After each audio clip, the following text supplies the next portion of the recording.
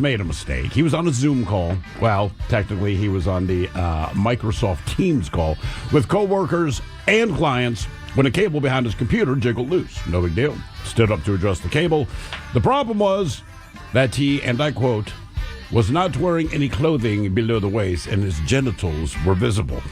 Honest mistake or not, he was fired. So he's currently in court trying to get his job back, and the judge has heard both sides, and the judge essentially said, yeah, it's great. There's no reason to be in a state of undress, is how they put it. So he can't get his job. He did not do it on purpose. He just stood up to fix his cord, but they saw his giblets, and that was the end of his career. Short City Shelley sits and Shy City Shirley sits while sipping City Schlitz and petting Fat Chuck Butt Buck. Oh, come on, dude. Yeah. I don't know that we should do this. Yeah. Why not? One time through, 3 times fast. I feel nervous. It's just a little I got the story dumb button. about two friends. I got the dumb button. Oh, this is hot off the press. It is brand new. Told you, man. R.I.P. All right. He'll be laughing. I like his PS. All right. Short City Shelley sits and Shy City Shirley sits while sipping City Schlitz. Word on the street is you do not want to have a nose surgery. Yeah. Well, thanks, Ted, because I have to have one. I didn't really think about that until I was staring you in the eye saying that. I was thinking about somebody else on the show. Someone else has the exact same surgery that I need to have. Oh, we got some time off coming up through. Oh, yeah. Yeah. From what I heard today, like, ooh, okay. Yeah. Don't worry, day 2 is much better, Miles. Okay. Day 2 is much better. He's just saying Is that. she doing okay? Oh, she's doing fine. You told me this morning that she looked like a character from The Evil Dead. Yeah, from That's all the fine. yeah. Did you go to the jewelry store? Not yet. I'll give you- I gotta work today, man. I'll give you $100 if you go to like a Zales at the mall With her. tonight. Yes. Yeah, 2 black eyes and all the rest of it. $100. Can't go tonight. dinner She something. still can't do a whole lot of moving around. But I will. Before she gets all the stuff off, we will go to the jewelry store. Okay, I'm in. Green eyes. I mean, the whole thing. I mean, you got to walk in there, and you got to That's right. keep your head down. And you can't, Oh, yeah. you can't make eye contact. You just got to say whatever. Oh, I'm gonna have big old sunglasses. I'm gonna be pulling the hood over my head. We're gonna go. Just say, We're gonna you go say, out you quick. just say Yeah. whatever she wants. She can have it. Yeah. I'm really sorry. Cost is nothing. 3 There's rock. got to be something fun, too, about, like, catching money. And, What do like, you mean as seeing a it. cat? Right. I'm talking You know about- what I mean? To me, it's food. I love fish. I mean, I can't. No, even I'm just say it. saying for that guy saying he kind of misses it. Like, it has to be... Like, sometimes I think it's just rewarding to be like, look, every time that pot comes over the rail, like, That's money. that's money. Right. Yep. You know what Yeah, I mean? for And I sure. mean, that's grinding for, I don't know how many months, right? But, like, I knew a buddy that did it, and, yeah, he would be up there for a few months, then he'd come home and, well, Did they spend ever, it all. Yeah, I know you watch Deadliest Catch. Did they ever find where the crabs went? I don't know. This season, they're way out west.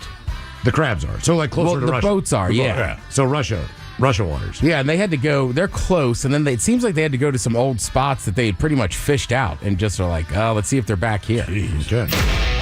I'm just telling you, today might have been one of the greatest days of my life when I started out using that bidet. Oh, yeah. How is yeah, I that, saw man? that. That was awesome. It Really? was absolutely more than I ever imagined. But how do you know when your butt is clean, right? So you're spraying your ass. You took a poop. You spray Yeah, your yeah, ass. yeah, how yeah. do you know, like, I'm good to go? I'll let it run for like 30 seconds. All right. I sat there and it's just like, ooh. It is a little nervous when you got to stand up and just hope it stops. I didn't stand up. Oh. I stayed up. This little stick comes on, just blows it right up into the gooch. And then you just turn it off? Yeah, get a little knob on the side, right? Oh, So you- all right. but I mean, what? Okay, look, I don't know if you've ever had water blown at your button, I've used bidets. but it's a pretty good feeling. You're like, ooh, man. Is the water cold? Yeah, I had to get a cold mic because you can get it warm or you can get a heated seat.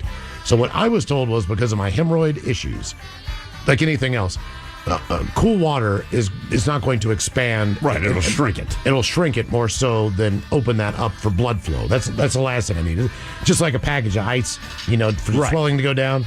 You couldn't never put a heating pad. So is the cold water super uncomfortable, though? It's awesome. Nah, it's refreshing. 10 rounds of the Merriam-Webster word of the day. Next one is an L word, which is a person's characteristic means of showing love or care for another. Ted, you got this one, buddy. An L Person- word. It's new. An An L word. Yes, a new L word, which is a person's characteristic means of showing love or care for another. Sometimes it can be how you accept love or care from another. Oh, I should know this.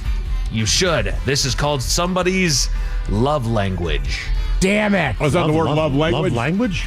Love language. So, Okay. So it's you'll two hear words this they a put lot. together. My love language is acts of service. So I show you my love by doing things for you, or somebody, they feel love the most when somebody's doing something for them. Sheba's love language is a mouth hug. Look, I'm going to Acts of sound. service, yeah. I'll just go ahead and sound sexist. I got too many of my male friends saying this to me. What? Love language? Well, my love with you, bud. language is. For real? No, shut up. you don't. Yeah. They actually say Do that. you shush them? No, I go. That's the word. My big advice was, dude, you can't eat much, like because their throat hurts. Like mashed potatoes, KFC. Ooh, that's Good call. not a bad call. When I had my And wisdom, now we're having KFC for dinner tonight. nice. Are you having KFC? Yeah, damn right. All Oh, right. man. Once you get it in your head, it's kind of hard to get out of it. But can she eat anything other than the mashed potatoes, or you just going to hunker down on chicken? They have macaroni and cheese, right? Well, I think it's more of like kind of like when your wisdom teeth are out. I think she can eat like ice cream, mashed potatoes. You got to eat stuff Soft that food. slides down your throat easy. Okay. Yeah, as little pressure on the jaws as possible. As Mike eats chicken. We know what's going to happen. Damn right. Man, we got SmackDown on tonight. I'm going to go up there and I'm going to mow a bucket. Mal bucket. A Chinese man went viral after spending almost an hour with his head stuck in a traffic light. A day he will never forget after crashing into it with an electric scooter. The young man was driving his scooter Come on. I know. the story, but it still doesn't get any less dumb. and crashed into a temporary traffic light in the city of Chengdu. Following the impact, the man's head somehow became stuck inside the Say traffic that light. city again. Chengdu. See, the way you say it, those Chengdu. sounds offensive. I don't know why. Okay, Chengdu. I'm with you. I don't know. How'd you mean, say it? And I think it's more like Chengdu. Chengdu. Where's the A at? It's Ching. Well, C-H-E-N. Chin. I'm thinking Chang. Ching. I guess What about Cheng. Chang? Chang beer. Chang. C-H-A. C-H-E-N. The Thai beer. I know that's Chinese, but Chang is a beer. All right, Chengdu. Chengdu. Chengdu. Maybe Why it's do the you way think you- like Chengdu? Yeah, maybe it's the You way you make it throw that Chengdu. do on it. Like I would thrill. It sounds when you like- said it, it sounded kind of racist. It's a little Alex not Trebek-ish. Yeah. I think that's how we say it. In Chengdu. the city of Chengdu. He's over in China, right? At Chengdu. I think it just sounds bad when white guys say Ching. Unless we're talking about Chingy, the rapper. Right. Now, following the Even impact, then. Are you sure that's the name you want to go by? Okay. Chingy. whatever. I'm telling you, man, it's life changing. I mean, Yeah, after I gotta get I one. got off, I was like, all right, that is everything I've heard. That lives up to the hype. That does. Does I'm it so happy spray I the got it. back of your nards? As Okay, a- look, you can go back or front on the knob. So, What do you mean? well, Ladies need front. it's also For the front butt. for the front. Yeah. So you have that option. Their front butt and their back vagina. So if you want to, If you could have a front butt, you could have a back vagina. so like you could rinse off the jewel bag. You Yeah. know what I mean too, if you wanted to. So do you aim the wand in advance, or is it a one no, fixed it place? comes out. It just Really? yeah. I don't know how to describe it. It just knows. It's awesome. Does it make noise when it comes out? Just the Yeah. like a water pick, man. Just Right. Have you hit the Ooh. front one time? Be honest. Oh yeah, I'm telling you, man. I cleaned I cleaned the kid end and the Everything. noodle, Mike. I'd be scared to do the front. Oh, it's awesome. It might hurt. Is the water spraying out that fast? I mean, you can turn it up, but It's coming out pretty quick, dude. all I know is I had to use the bathroom when I was here, and it sucked. Oh, Once so it got to I work- told you, MCTP has one, and it's ruined him on regular bathrooms. Really? Yeah. He hates it now. Yeah. I'm telling you, if you can get one, mine does not have any electronics to it. It basically just hooks right into the bowl itself. Yeah. It's called a tushy.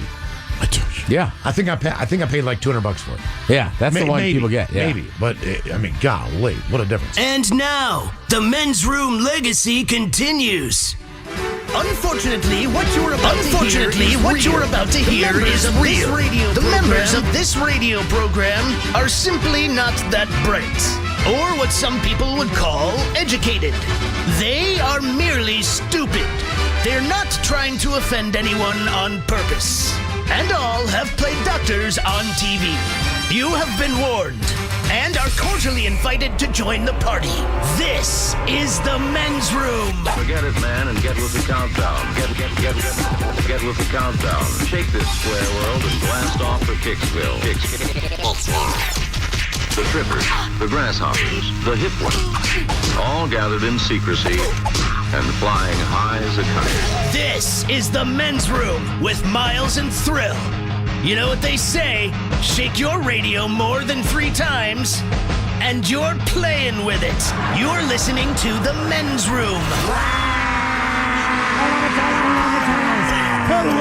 Welcome to the 20th anniversary season. Episode number 4,000. Episode number 4,000. 336. Along with Steve the Thrill Hill. Along with Steve the Thrill Hill. And Mike Ted Smith. And Mike. And you. Hard the men's room. And you. Hard the men's room. I'll tell you today, your guess is as good as mine. Categories: the world's deadliest animals and gold diggers. We will play Profile This, plus headlines, the men's room shot of the day, fun with listener emails, and everyone's favorite, TV Time with T. Click, clack. All right, here we go. Michigan man is upset that someone won the big state lottery. Then he realizes it was him. Yay! Meanwhile, a woman is busted for stealing a crystal ball and now realizes her future is looking grim. Pastor kicked off a flight for not having an EpiPen. A deer is caught up in a hammock and was looking for a peaceful moment of zen. And a 17-year-old wakes up from a nap to find a bear in her home, stealing food. That is all coming on today's very special episode of The Men's Room. And now, here's the question. Hola, bitches. Good day to you and yours. All right, rescue operations are in full swing on the Tibetan side of Mount Everest. After a snowstorm stranded about, 1,000 people at high-altitude campsites. And it wasn't just any snowstorm. Even locals are saying that they have not seen a snowstorm like this in an early October in many a year. Many a year. Now, these stranded mountain climbers, they're not the only ones needing rescue. A couple of would-be explorers in England. They spent 30 hours trapped in a cave system last weekend when the area was hit with an extratropical cyclone named Storm Amy. So what is an extratropical cyclone? I don't know, but it's kind of in the name. It's bad, right? Heavy winds, rains, etc., and they're in caves. It's extra. It's extra. It's just extra.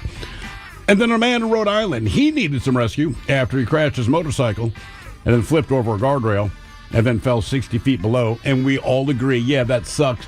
But at least he could be rescued. You see, in Nashville, a skydiving instructor, he became separated from his student mid-air and crashed to his death. Meanwhile, the student was found stuck in a tree where he'd been for hours. Yes, his chute opened, but I'm going to go ahead and guess he probably had to change his underwear. But eventually, he was in fact rescued, and you can't always predict when things are going to go wrong, but other times the writing is on the wall. Take the 8th annual International Taco Bell Ultra Marathon. The idea is to run 30.9 miles while grabbing something to eat at 9 or 10 of the local Taco Bell locations. Yeah. And as you might imagine, this leads to, and I quote, physical and gastrointestinal obstacles. That's how they put it. But again, it's called the Taco Bell 50K Ultra Marathon.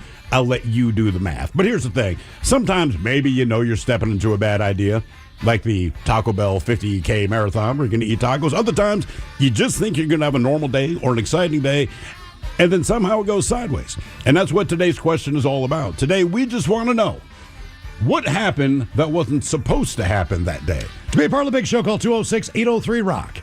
Like the Men's Room on Facebook, follow us on X and Instagram at Men's Room Live. Send your emails to themensroom@KISW.com. And now, watch the show live on YouTube at KISW Rock. The Rock presents Anniversary season episode number 4,402.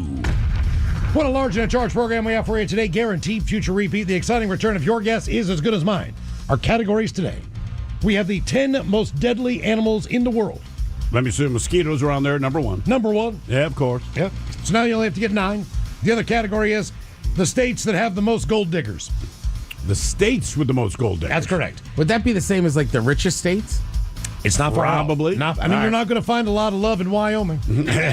South Dakota. I don't think, you're going to find what you can get. But they, divorce coaching company, determined which states have the most gold diggers by looking at several financial factors. Divorce coaching? Yeah, we coach you through your divorce. We coach you into it. Okay. All right. She sucks. She's horrible. Cut bait. The concentration of millionaires and billionaires, and hourly wage and cost of living in each state. Then they combined that data with dating app behaviors and online searches for phrases like sugar daddy, sugar mama, sugar baby, and marry rich. Marry rich. And they Okay. came up with the 10 states where people tend to look for a little money when they're getting married. The least gold digging state is Vermont. I can believe that.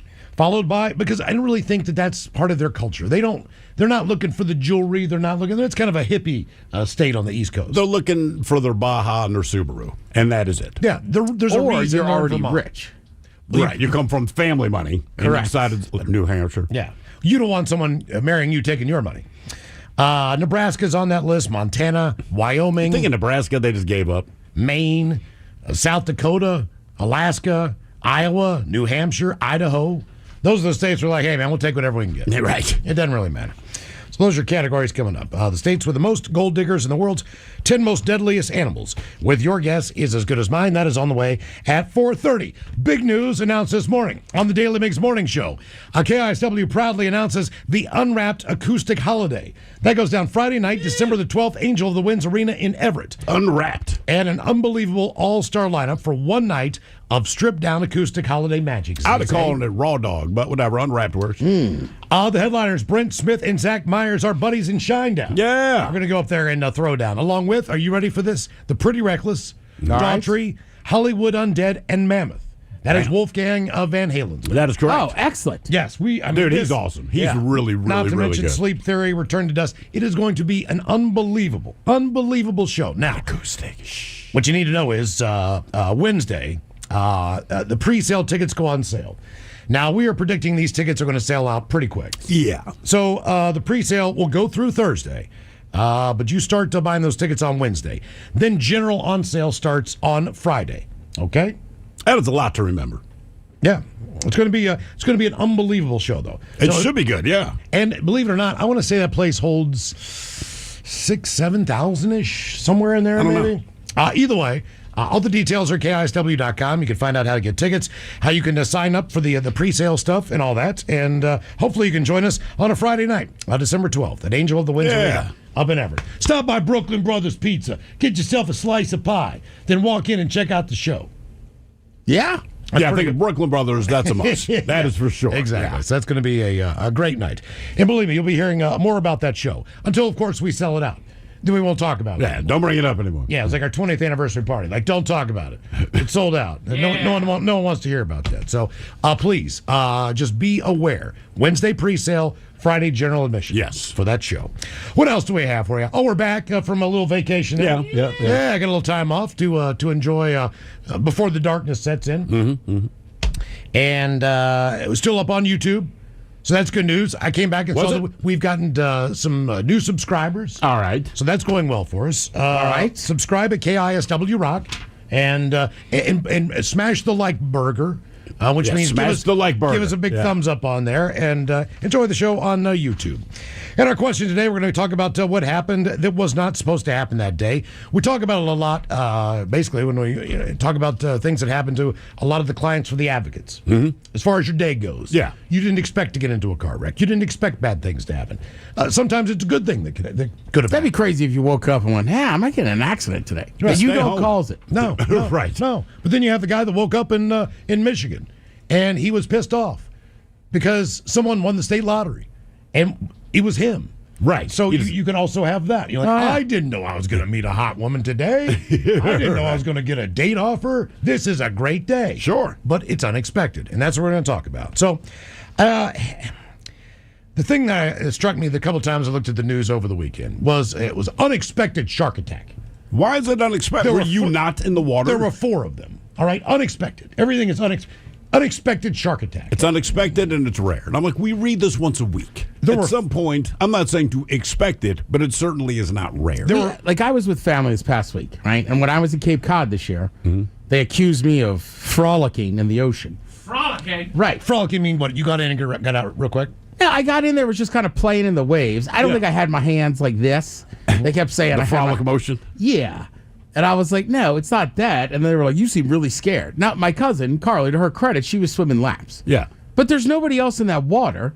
It's just me. It is the great white, capital of the country. Sure. In the summer.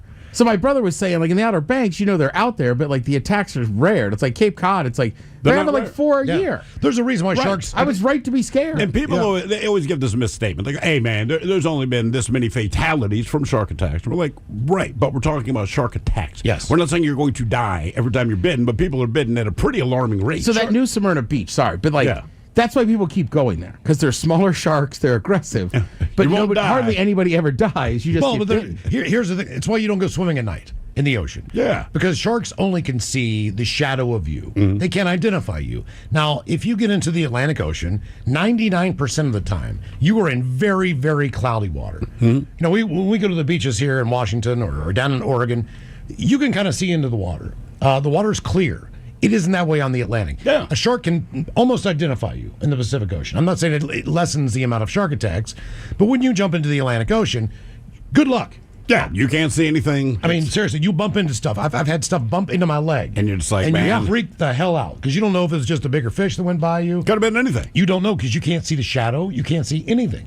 And the sharks, they're the same way. They're looking for food. They don't know you're a human being. The last time something bumped into my leg in the Atlantic Ocean, I did freak out. It hit me directly in the calf. Instinctively, I jump out of the water. Granted, I landed exactly where I was before, but I jumped, and this menacing thing that attacked me was someone else's baseball hat that had fallen off.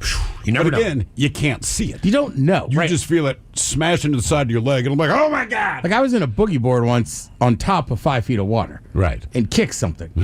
So in my mind, it could only be a shark. Got to be a shark. But same thing, I couldn't get out of that water quick enough. Yeah. Now, this guy probably had a decent idea bad things could happen. He is a marine biologist. His name is Mauricio, and he is 48 years old. He Marine was biologist. seriously injured while tagging sharks off Costa Rica's Pacific coast. He's part of a You're conservation actively project. tagging sharks. That is correct. So after successfully attaching a tag to the dorsal fin of a female shark, Hoyos suddenly found his entire head inside her jaws.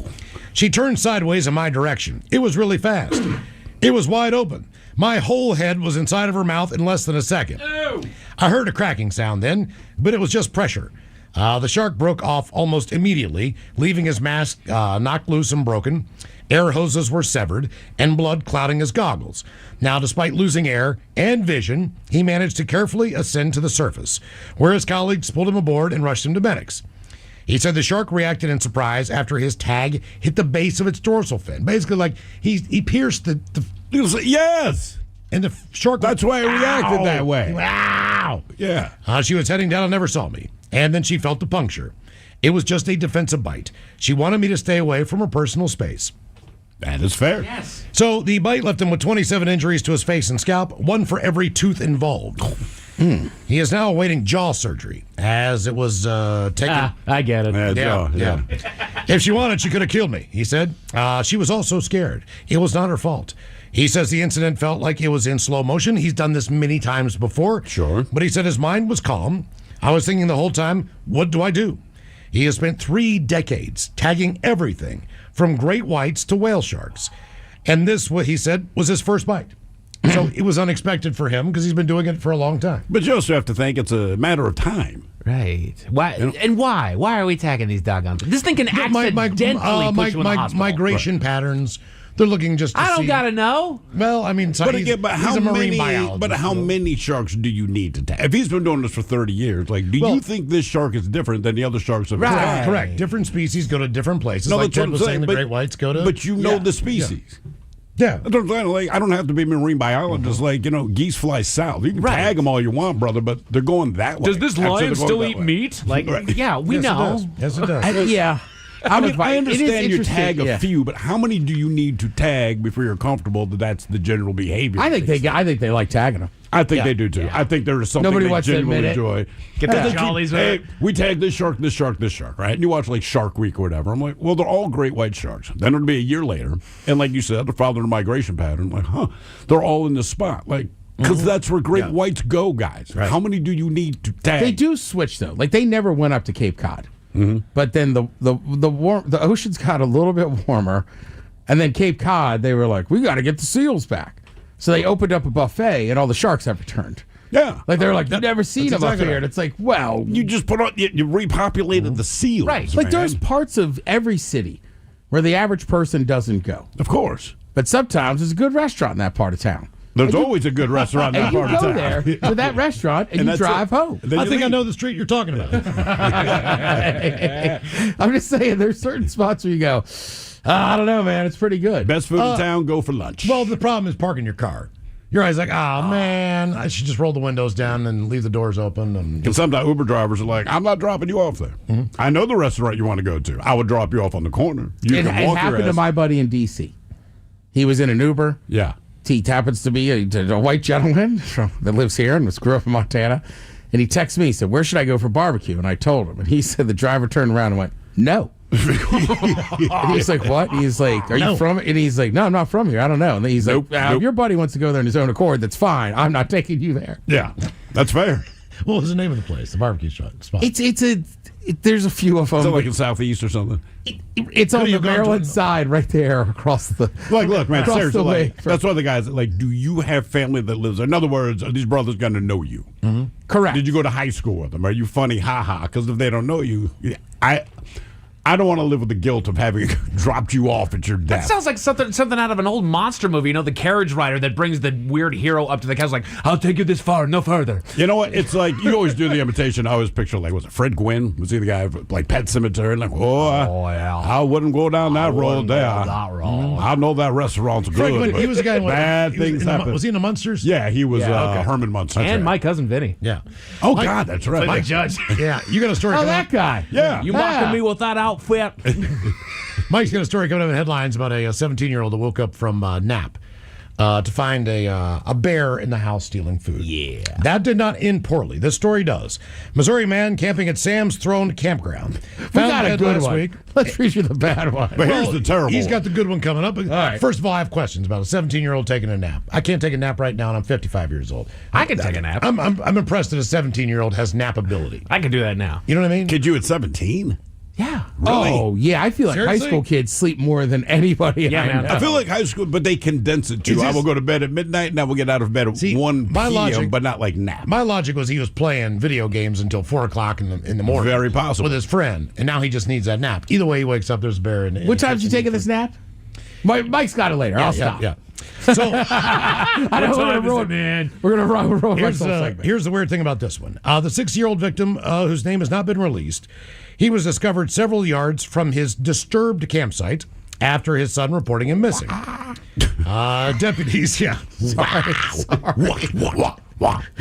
Deputies said the site showed clear signs of a struggle Sounds of silence. and drag marks into the woods. Now, earlier in the week, the man he shared pictures of a bear in his camp to all his friends on social media. Look at this dumbass bear. Authorities say his injuries were consistent with being attacked by, any guesses?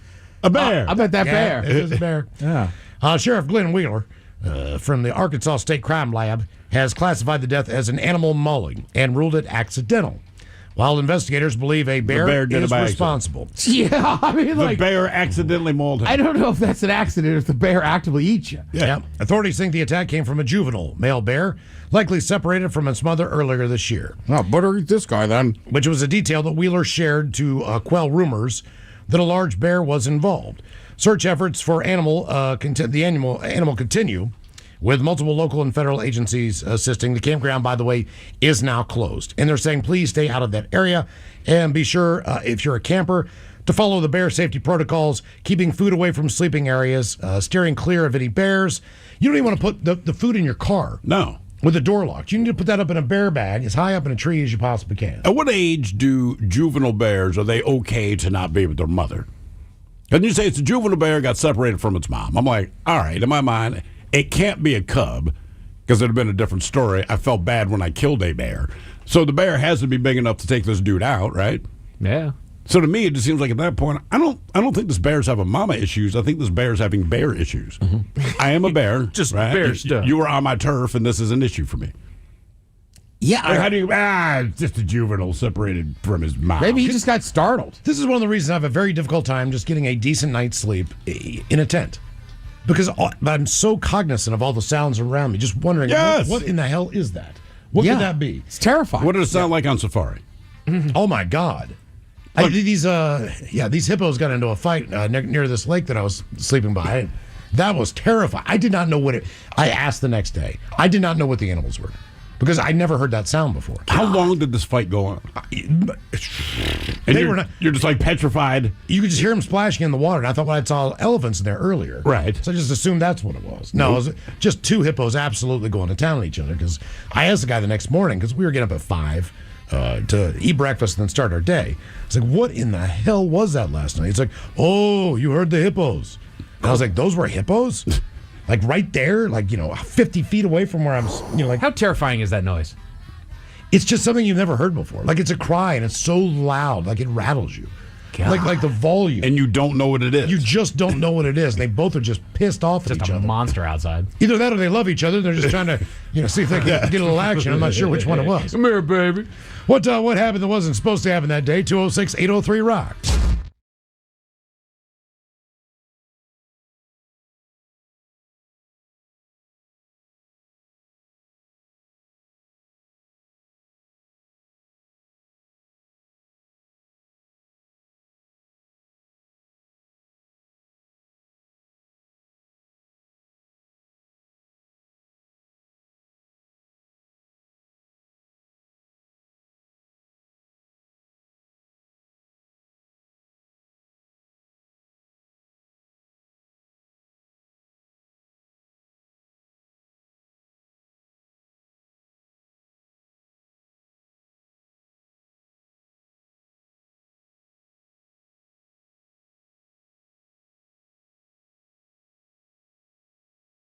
You know what? Let's dig a little bit deeper. The Men's Room Top 10. The Men's Room Top 10.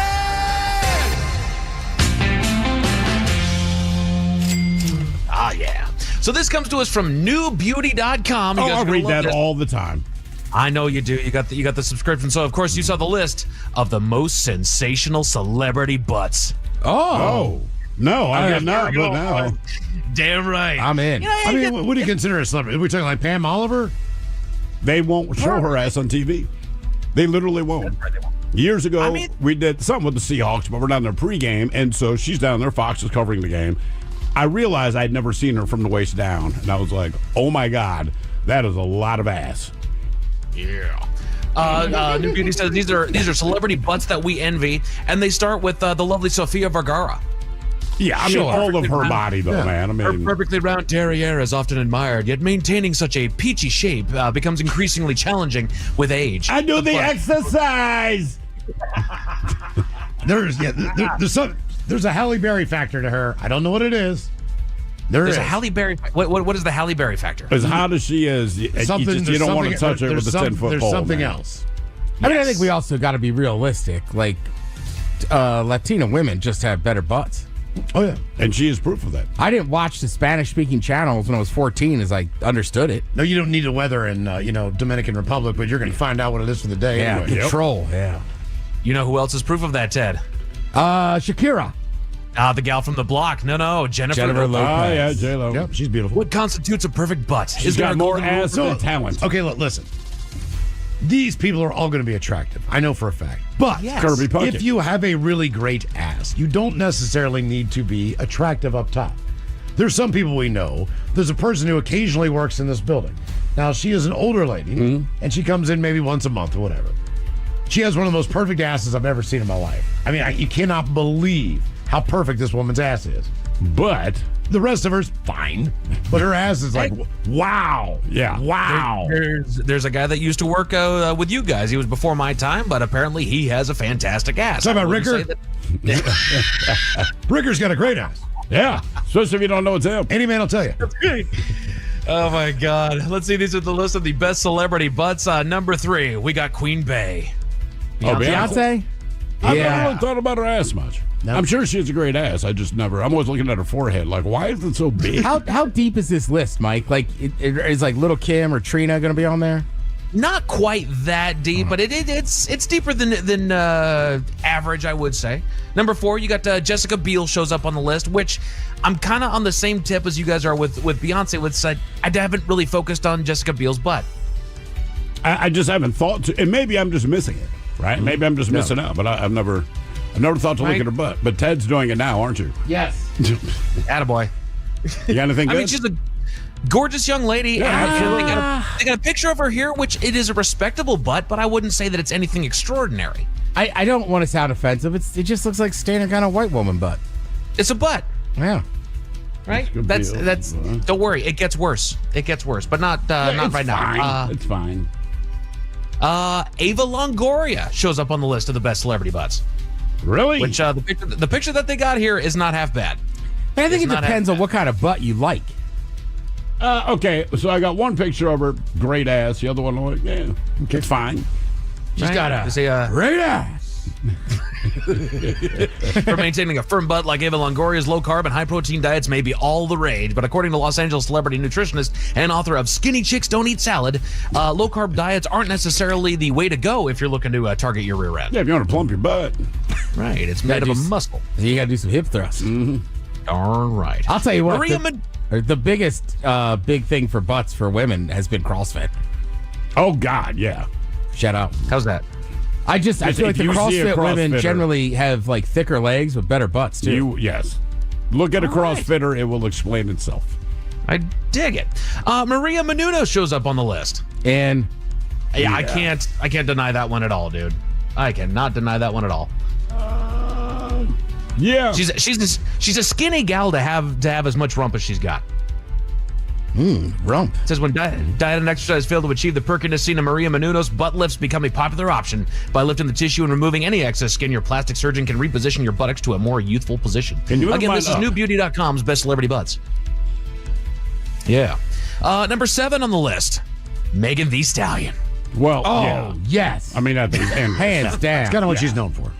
Yeah, She showed up on the latest season of Love Island, and she was the figurehead behind a twerking competition that they had on there, and then she basically gave them all a quick little display to, teach them all and show them all how it's done. Yeah, I get it. Yeah. I 100% get it. I understand how this works. Yes. I know now. you ever seen her when she threw out the first pitch for the Astros? White No. jeans. I think so. Yeah. Yeah.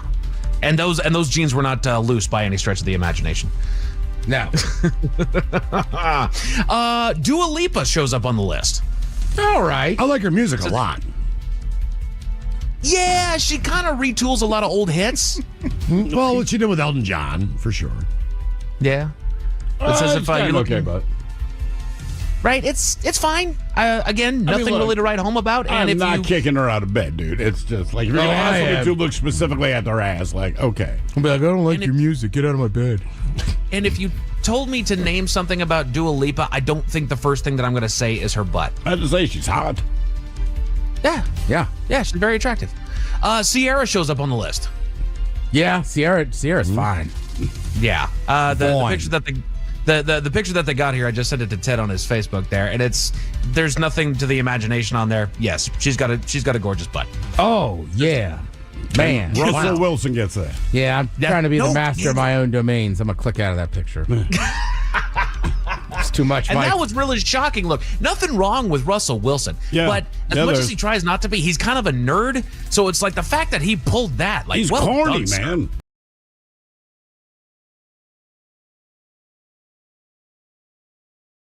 KISW and KISW HD1 Seattle.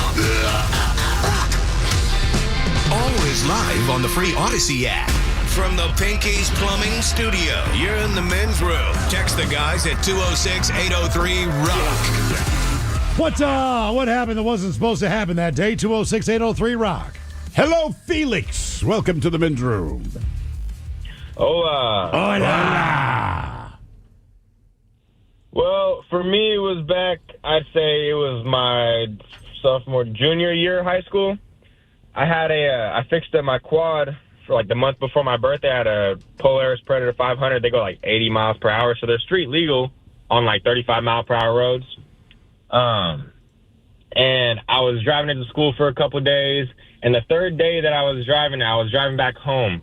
And I had transferred school, so I was like, let's go say hi to my old friends real quick. Driving up the hill. I don't have a stop sign. The lady on my right does. And she just doesn't look left at all. And she drives out to the middle of the road, and I slam into her going about like 35 miles an hour with my quad. Oh, did you flip over? So that was the thing. I got completely stopped by her car. My entire body, because I turned sideways, and so we basically hit my right side on her left side of the car. Just side to side. So I slid out. And so both of my right wheels on my quad were snapped off completely. Jesus. Right from the axle. The frame was snapped in 3 different spots in the front, and her car door was pushed in so far that it was touching her on the inside of the car. And that's from your body? That was from my body, from probably about like mid-thigh up to shoulder. Now, was your vehicle totaled then, the Polaris? Well, completely, yeah. The Polaris, the quad, yeah, it was cut in half. Now, what about you? How much damage did you take? So surprisingly, hitting that car door, that car must have been cheap or something, because it folded in and I didn't break a single bone in my entire body. What happened, though, is I hyperextended my neck, and so it tore 3 of the ligaments that hold my collarbone down. Bro, I'd rather just have like a broken arm, to be honest with you. How long does it basically looks like you broke your collarbone, but you have to sit there and explain, no, there's 3 tendons that hold your collarbone down. I tore them all 3 in half, so I don't have full function right now. Did you know any of that before the accident? No, I didn't know any of that. You wouldn't. Yeah. I learned a lot of stuff afterwards. I've been in 2 accidents that, not really, one was me, and the other one was me getting involved with another vehicle. But the last one I had was when I had a 50cc scooter. So I do have another scooter now, a 125. And one of the main things that my other scooter was stolen. But when I bought the next one, I got one with a little bit wider tires, a little bit bigger. Because I was going down Westlake, and Westlake has a trolley train track. The Slut basically runs through there. And they've got train tracks there. It was a misty day coming home after work. I'm going back to Fremont, and I get caught up in the train track because you just get stuck in it, super skinny tires, yes. Correct. And then I started to swim. There's nothing you can do. And I'm like, oh my God. My back is just swimming out on me. And finally, I just laid the damn thing down, not by trying. It just happened. And then I hear, and I'm like, oh, no. Locked up. Well, there's a bus behind me, all right? And I'm lying in the middle of the train tracks. The bus it's a double bus. It's an accordion bus. This thing is huge. This guy absolutely slams on the brakes. And when I look up, there's the bike rack of the front of the bus, and I can see underneath the bus. And my heart is just absolutely racing. I mean, I'm freaking the hell out. Somehow, though, I got that thing up, started it right back up. It got me home. You know, I was amazed. Did you change lanes? I was so cognizant. Those things. Every time I rode my scooter, the rule is you cross them. Yeah, what, like 90 degrees? Right. Yeah. So, like, and if you're going to ride in that lane, you got to stay in the middle. Yeah. And the woman that sold me the scooter, she never really brought that up. Her thing was, look, when you're going across the Fremont Bridge, just know that we call those cheese graters. Human Greek cheese graters. Yeah, but you're the cheese. You are the cheese. You are the cheese. Those are frightening, too. You got to just stay at the same pace and stay straight. I've not paid attention to it here, but I know my father joined a group of people in Baltimore years and years and years ago. He used to ride his bike every day, all the time. That is what the man did, right? And he and a bunch of other bikers, you don't notice until you ride something, with skinny tires. But he goes, man, you realize like all the sewer grates on the side of the road, because he's not a sidewalk guy. He's like, if you cannot ride your bike on the street, do not ride a bike. And I agree with that. It's like, you got to be able to ride it down the street. That's how you know how to ride it. The problem is all the sewer grates run in the direction of the road. So he had flipped over his handlebars a couple of times, other bikers. So they had to lobby the city, basically, like you said, to turn the grates perpendicular to the road. And they started doing it.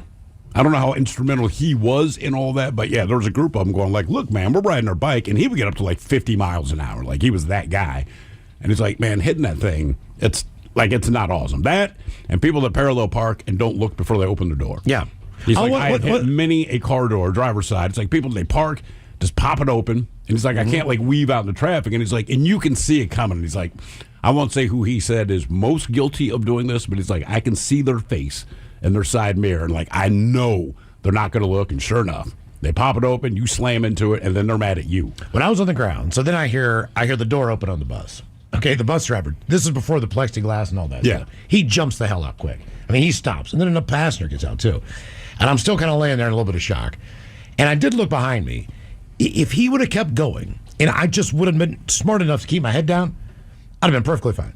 I mean, in other words, if all of those things came correct, true. correct. Yeah. If I wasn't dumb enough to look up and go, get my head, if I just stayed low like I was, that bus could have gone all the way over top of me, and I'd have been, unscathed. But I feel like you'd have to know that the bus is behind you. Yeah. Well, I didn't know that. And man, that's what I'm saying. Your instinct would be to sit up, so you'd end up getting ripped in half. He's like, man, are you okay? And I'm like, yeah, dude. He's like, I saw that. That was so messed up. He's like, did your tire get caught up in it? I'm like, yes. Yeah. Yes. He's like, man, that happened like in a split second. Like, boom. Like, it just went down. I was like, man. I bet you it happened faster in his eyes than it did in yours. When I got home, I had to sit down. I went outside, and I think I chain smoked like 4 cigarettes. Oh, yeah. I was lighting one with the other, just going, Jesus Christ, oh, my God. Uh-huh.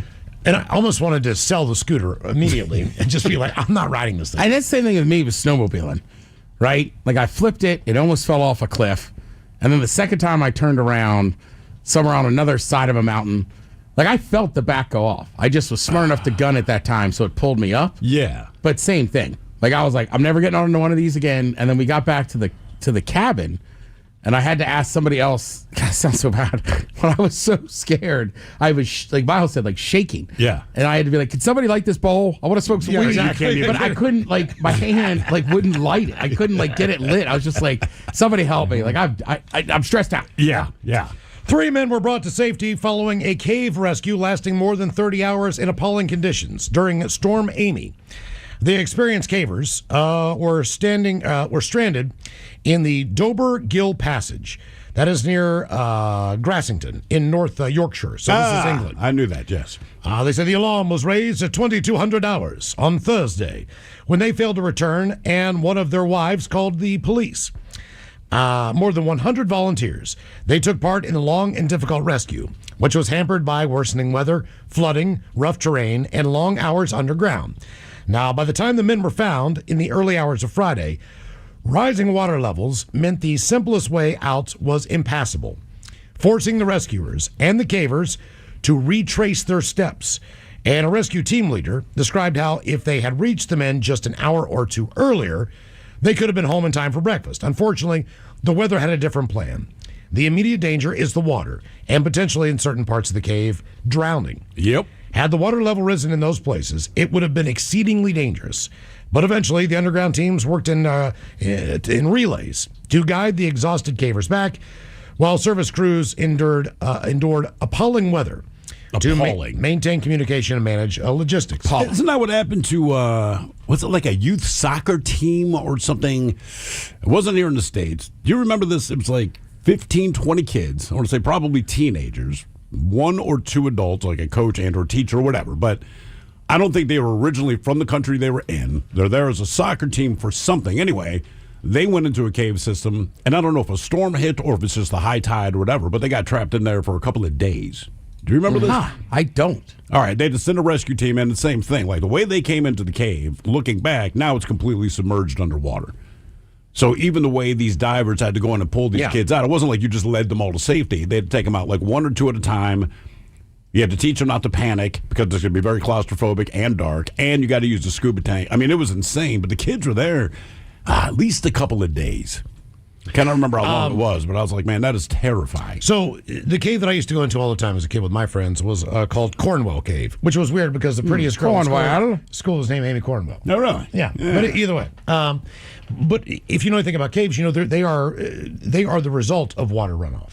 So I don't know anything about caves, to be honest with you, Miles. There's always that's the reason the caves are there. It's because all the water eroded everything. All right, yeah. As you said that, I was like, I don't know jack about caves. When you walk into a cave, there's typically a stream or a body of water when you get in there. Like there's a waterfall in the middle of Cornwall Cave, but that's how those caves are formed. And when it rains heavy, so maybe you've got 3 feet to get in and get out. You're still walking through a stream when you walk in. Yeah. But when the water rises, the water level from heavy rains, then those places where you got in and out, I mean, maybe you got this much space. Maybe you've got nothing. You know, it's just the water's just rushing through those areas, and it's still cutting those caves in. So there's really small little areas, like little tributaries, where the water's almost coming out like a hose, like a spigot. You know, although it's big, and those. So basically, what they went through, I can imagine that happening. I've never been in that situation. Right. But I get what happened. We got to a point in that cave at one point in time where we were in there for a long time, and we had propane lights that were old coal lights. Okay. So it kind of looks like a makeup mirror, but it shoots a flame. Yeah. And that's how you're able to see. Now, there were a couple guys that had fancy battery-powered electric ones. Fancy stuff. But we didn't have those. But one guy did, thank God, because my fuel ran out. Sometimes you just got it turned up. Think of like a Peak 1 stove. You're just gassing the living hell out of it. I didn't realize how much gas I had going through there. So I lost my headlamp. So we had one guy, and then my other buddy's headlamp went out. And we knew we filled him up. It's just the way it was burning. So the one guy was able, thank God, to get us out of there. But where we got stuck in an area where we knew there was a shortcut down. So we go down this chimney, and my buddy Brett. Yeah, my buddy Brett is behind me. I'm the first one down. You basically just hold on to the sides and you shimmy your way down. What I didn't realize was that the room below us, the roof was about 30 feet. Oh. So when you look down, when I could see when Brett put the light down between us, you could see the fact that, we are 3-story drop. We are coming in the wrong way. So I'm like, it's clay, so it's very wet and it's damp. Yeah. I'm like, dude, do not slip. Whatever you do, you're going to knock me down. We're both going to fall on each other. 30 feet. Because I'm grabbing you if I slip. And man, by the time that was another instance when we got back to the top, I'm like, we are not going that way. And literally, we go 10 more feet, and it opens up, and there's an easy way just to step right down. Yep, of course. You know what I mean? So it's just nuts. What happened that wasn't supposed to happen that day? 206-803-ROCK. Steve, you've been skydiving. Here's one. I have. Doesn't end well. Another skydiving excursion has ended in tragedy after an instructor became separated from his student midair and crashed. I want you to just think about the student. Look, tragedy befell. Became separated. Right. So you've never skydived before. And when I went skydiving, I did it the way this guy did it, which is the way tandem jump. 95% of people do. It's a tandem jump. And I am hooked very uncomfortably snug into him, right? And it's already kind of an adrenaline rush. I can't imagine if I hear like a click and the guy that knows what he's doing is now hurtling toward the earth. Because again, this is your first time skydiving. You don't know what you're doing. Yeah. You're just pulling at stuff. Well, they say it's unclear how the separation occurred. The website... What does this do? For Go Skydive Nashville, the company operating the jump, notes the instructor wears a main parachute and a reserve, while the student wears a specially designed tandem skydiving harness that securely attaches you to your instructor. Very securely. This seems like it's impossible to happen because the instructor has the chute. Right. He's got the emergency chute. And they're on back. Right. And at least in my experience. And the student is in the front of him. Yeah. So how in the hell did the student, was he able to keep the parachute with the instructor slipping out? I read the story. I don't understand it because you basically sit on this guy's lap and they clip you in and then you jump out of the plane. And like you said, everything that is parachute related is on the instructor's back. And he was a 35-year-old man who was believed to have fallen without the parachute. Now, he was found off of Ashland City Highway, northwest of downtown Nashville. The student was on his very first jump, was found with an open parachute hanging in a tree off the same highway. Oh, yeah. He was stranded up there for hours. He did suffer only minor injuries, according to the Nashville Fire Department. Now, the identities of those involved have not been released yet. 3 other skydivers on the same flight landed safely, but saw this happen. The FAA has launched an investigation into the episode, yet to offer public comment. The company stated it's cooperating with authorities, reaffirmed its commitment to safety and professionalism. They just don't know. The student, by the way, said it's his first jump and it's his last. Yeah, you think? But that seems pretty simple. I hate to laugh at that, but like, brother, we understand. The student told him, the local news for the Times, it was my first jump and it's my last jump. Yeah. That'd be like going to shooting range and somehow catching a round. Yeah, exactly. Like, I think I'm good on shooting ranges. That's Where is it? Is it Tiger Mountain that those guys do that paragliding and always get hung up in the trees once or twice a year? I think it is. Or Poo-Poo Point? It's one of those, yeah. It's the same thing every year, but at least they're in the trees, man. I can't imagine just watching the instructor, plummet to their death, and this is your first jump. You're already nervous jumping out of the plane. I don't even want to shimmy on a branch. Even if I'm 30, 40 feet up in a tree, I don't want to move. Like, I don't want to, say, can I make this? Can I grab a hold of the tree and shimmy my way down? Like, because Even cats get stuck in trees. Even a cat says, man, I'm not trying to climb back down. I need help. And I get it. As a human being, there's no chance. Bears don't do that, though. No, bears they're kind of like, half the time you'll see a bear just falls out of the tree. I was going to say, I feel like they're bears, just kind of tough. They fall out of trees at a decent clip. Yeah, so they're not very dexterous on their way down. They can just take the pummel. Yeah. Yeah, I don't know, man. I mean, like I said, I would skydive again, but after seeing that story, I understand if that person doesn't. The worst story I heard about that kind of thing. The other thing I was going to say, too, is skydiving, like, I knew a guy. He's passed away, but he was a bodybuilder. Yeah, but he was a thick dude, so he weighed. And he's probably right at that limit of, what is it, 225, 230? Is it that low? I think so. I don't remember. And he was just like, he goes, it was just so painful. Oh, really? Yeah, because he was like, they strap you in so tight. It's super tight. He was just like, he goes, for me, it wasn't worth it. He was like, he's like, I get it. He goes, I was just in so much pain the entire time. He's like, it's safe enough. He's just like, I wouldn't do it again just because of the straps. That's fair. Mm-hmm. There was a guy, it was last year, 2 years ago, and he was a skydiving instructor, but he was the guy that would video everyone else. All right. Right? So they'd all jump out of the plane, he'd video. And I just don't know how this happens. But dude jumps out of the plane with like 6 or 7 of his buddies, and he's filming them. And unfortunately or fortunately, depending on your perspective, his camera survived the fall, but his last words were, oh my God. And the reason his words were, oh my God, is because he jumped out of the plane and had forgotten to put on his parachute. Oh, no. He didn't even put the thing on. They're like, everyone jumped out. He'd done like 10,000 jumps in his life or whatever. Jumps out with the camera. So they said, when you're watching this video, it's his buddies waving. No one really notices that he's not wearing it. Then they said you can kind of see on his face the realization of what he has done. Yeah, his last words were, oh, my God. He didn't try to clip onto one of his buddies? Maybe they already pulled their chutes? They may have already pulled. I don't know. Because Travis Pastrana.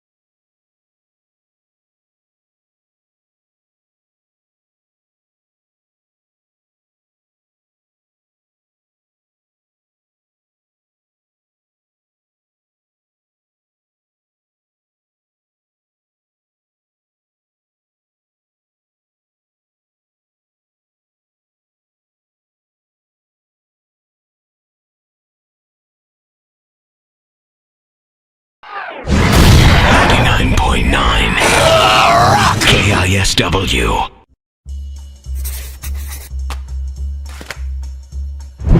Bacon. Oh, it's Miles in the men's room. D. Ted Smith, Steve, the Stro Hill, Ben the Psycho Muppet.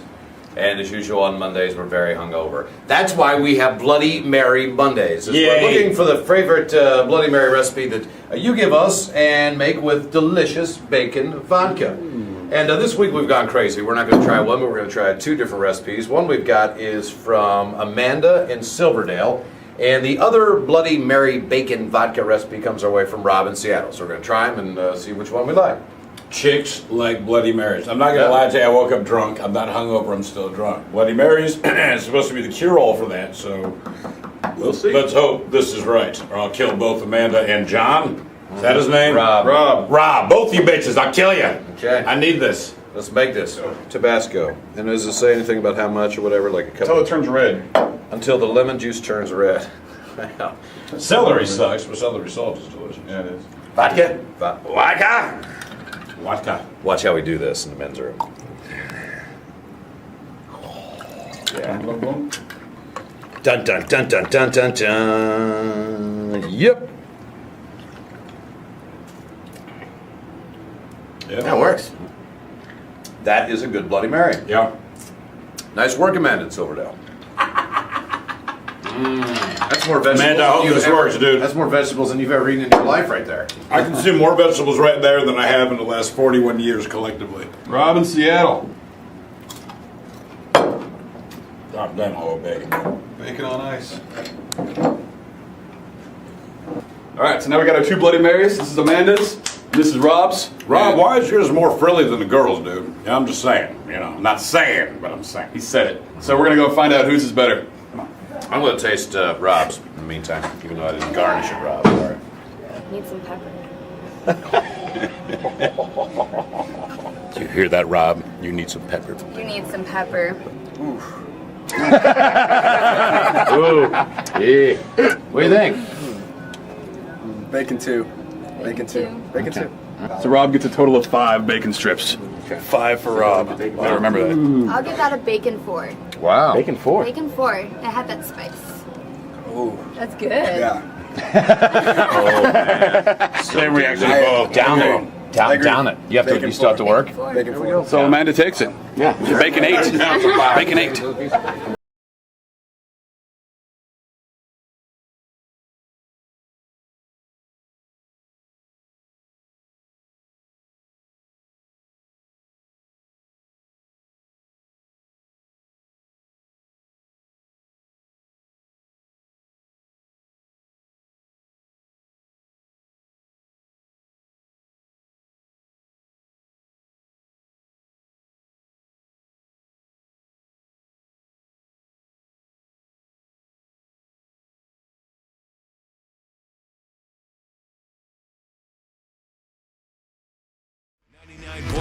KISW. The shenanigans continue. This is the Men's Room with Miles and Thrill. Speaking of wrecking your scooter, a motorcyclist was rushed to the hospital after falling off of Route 6 overpass in Providence, Rhode Island on Sunday. Spokesperson for the fire department said the motorcyclist crashed just before 5:30 in the evening, causing him to go over the guardrail and fall 60 feet below. Jeez, man. That was in his 20s or 30s. He landed on the Route 10 on-ramp on Westminster Street. He suffered critical injuries, unfortunately. Yeah. Wasn't there a dude, I believe it was here in Washington State, within the last 2 years, cops are chasing him on foot. He's doing everything he can to get away, jumps over a guardrail, and drops about 50 feet onto, he did not realize the drop, so he's jumping over all fences and all this crap, jumped over a guardrail, and they're like, yeah, we stopped chasing. There was a motorcycle officer. Luck, bud. Did the same thing. It was like somebody was in town. All right. Politician, I don't know who the hell it was. Either way, they're getting a police escort. The motorcycle police officer, he's on the overpass over I-5. I don't know what happened, if he got bumped, if he lost control or whatever. He went over. Went over. But he ended up being okay. I mean, as okay as you can be. He didn't die. As okay as you can be. That's right. You are alive. That's as okay as you can be. What happened that wasn't supposed to happen that day? 206-803-ROCK. Hello, Sammy. Welcome to the Men's Room. Hola, Batolas. Hola. Okay, so this was about 3 years ago. It was my 30th birthday, and I decided I wanted to knock something off the bucket list and go skydiving. You guys talked about this, reminded me of this. Signed up online, was excited, decided I was just going to go by myself, go do my thing. And then I'd meet all my friends back at my house for my birthday party, right? Cool beans. Everything's going to go great, right? I get there, and they start calling everybody out except my name, and it's just me and, like, one guy that's sitting there that works there. And they called it out everybody for the tandem class. So I'm, like, kind of looking around, and I look up at the guy who works there, and I'm like, hey, doesn't your first jump have to be tandem? Because I kind of assumed that's how it had to be. And the guy looks at me, shrugs his shoulder, goes, not necessarily. So I'm kind of like... Did he offer an alternative? Because when I went, like most of the time it's tandem, what they told me was, they said, look, if you insist on going solo, that's fine, but also it's like 4 hours of training before you get the chance to do that. Yeah, so, I mean, he was like, well, you can do the tandem class, but, you know, like, that one's already full, so you'd have to reschedule. And I'm kind of one of those people that I was like, no, I came all the way out here. I want to just do it. So I was like, I guess I'm doing whatever else this is going to be. But what I didn't realize is, like you said, the tandem class is about a 2-hour class, and what they call AFF, which is accelerated free falling, is a 5-hour class. So, I said, you know what, go big or go home, and I decided I was going to do the AFF class that I had apparently signed myself up for. All right. And I get in this class, and I'm the only female in the room except for one instructor that they brought in that I think they brought in because there was a female in the room. But all these guys are lined up. They do, like, the introductions, like, hi, what's your name? Why are you here? Yada, yada, yada. I'm here to jump out of an airplane. What the hell are you here? I'm here to swim. I'm here for a McDonald's. Jesus Christ. This is not AA. They're like, I'm going into this military branch, or I'm going into this, and then they get to me, and I'm like, hi, I'm Sammy. It's my 30th birthday, and I want to yeet myself out of a plane. So the instructor laughed. He's like, oh, you're an adrenaline junkie, aren't you? And I was like, yeah, you know, I grew up car racing and all the jazz, so yeah, pretty much always wanted to do this, so let's go. So at the time that all my friends are starting to show up to my house for my supposed party, they are finally loading me in this plane. And not gonna lie, it was hands down the coolest experience I've ever had in my life, because once I jumped and, you know, pulled the chute, I was immediately in a cloud. That part's all cool. That's not necessarily where it went wrong. Where it went wrong is I had a blue suit with a yellow chute, and there was another guy that was jumping at the same time that had the reverse. And you know, you're not allowed your phone or anything like that. They give you, like, a little radio so that the person on the ground can kind of instruct you, you know, as you're getting close to, like, flank and, you know, get straight, et cetera, et cetera. Well, he keeps calling the other guy's name and telling him, like, hey, you need to straighten out, you need to straighten out. And I'm coming in a little bit hot because I am just going, you know, balls to the wall, for lack of a better term. But he finally, like, as I'm getting real close to the ground, he goes, you know what, that might be Sam. Whoever's in the blue suit, you need to flank, like, now. Well, I learned why they tell you that you have to come in, like, parallel to the ground, because I was coming in at an angle, and as soon as I hit that ground, thank God I played years of softball, because I was not going to be able to run and, like, even myself out. I had to tuck and slide. And I basically did a giant softball slide coming in and came in way too hot.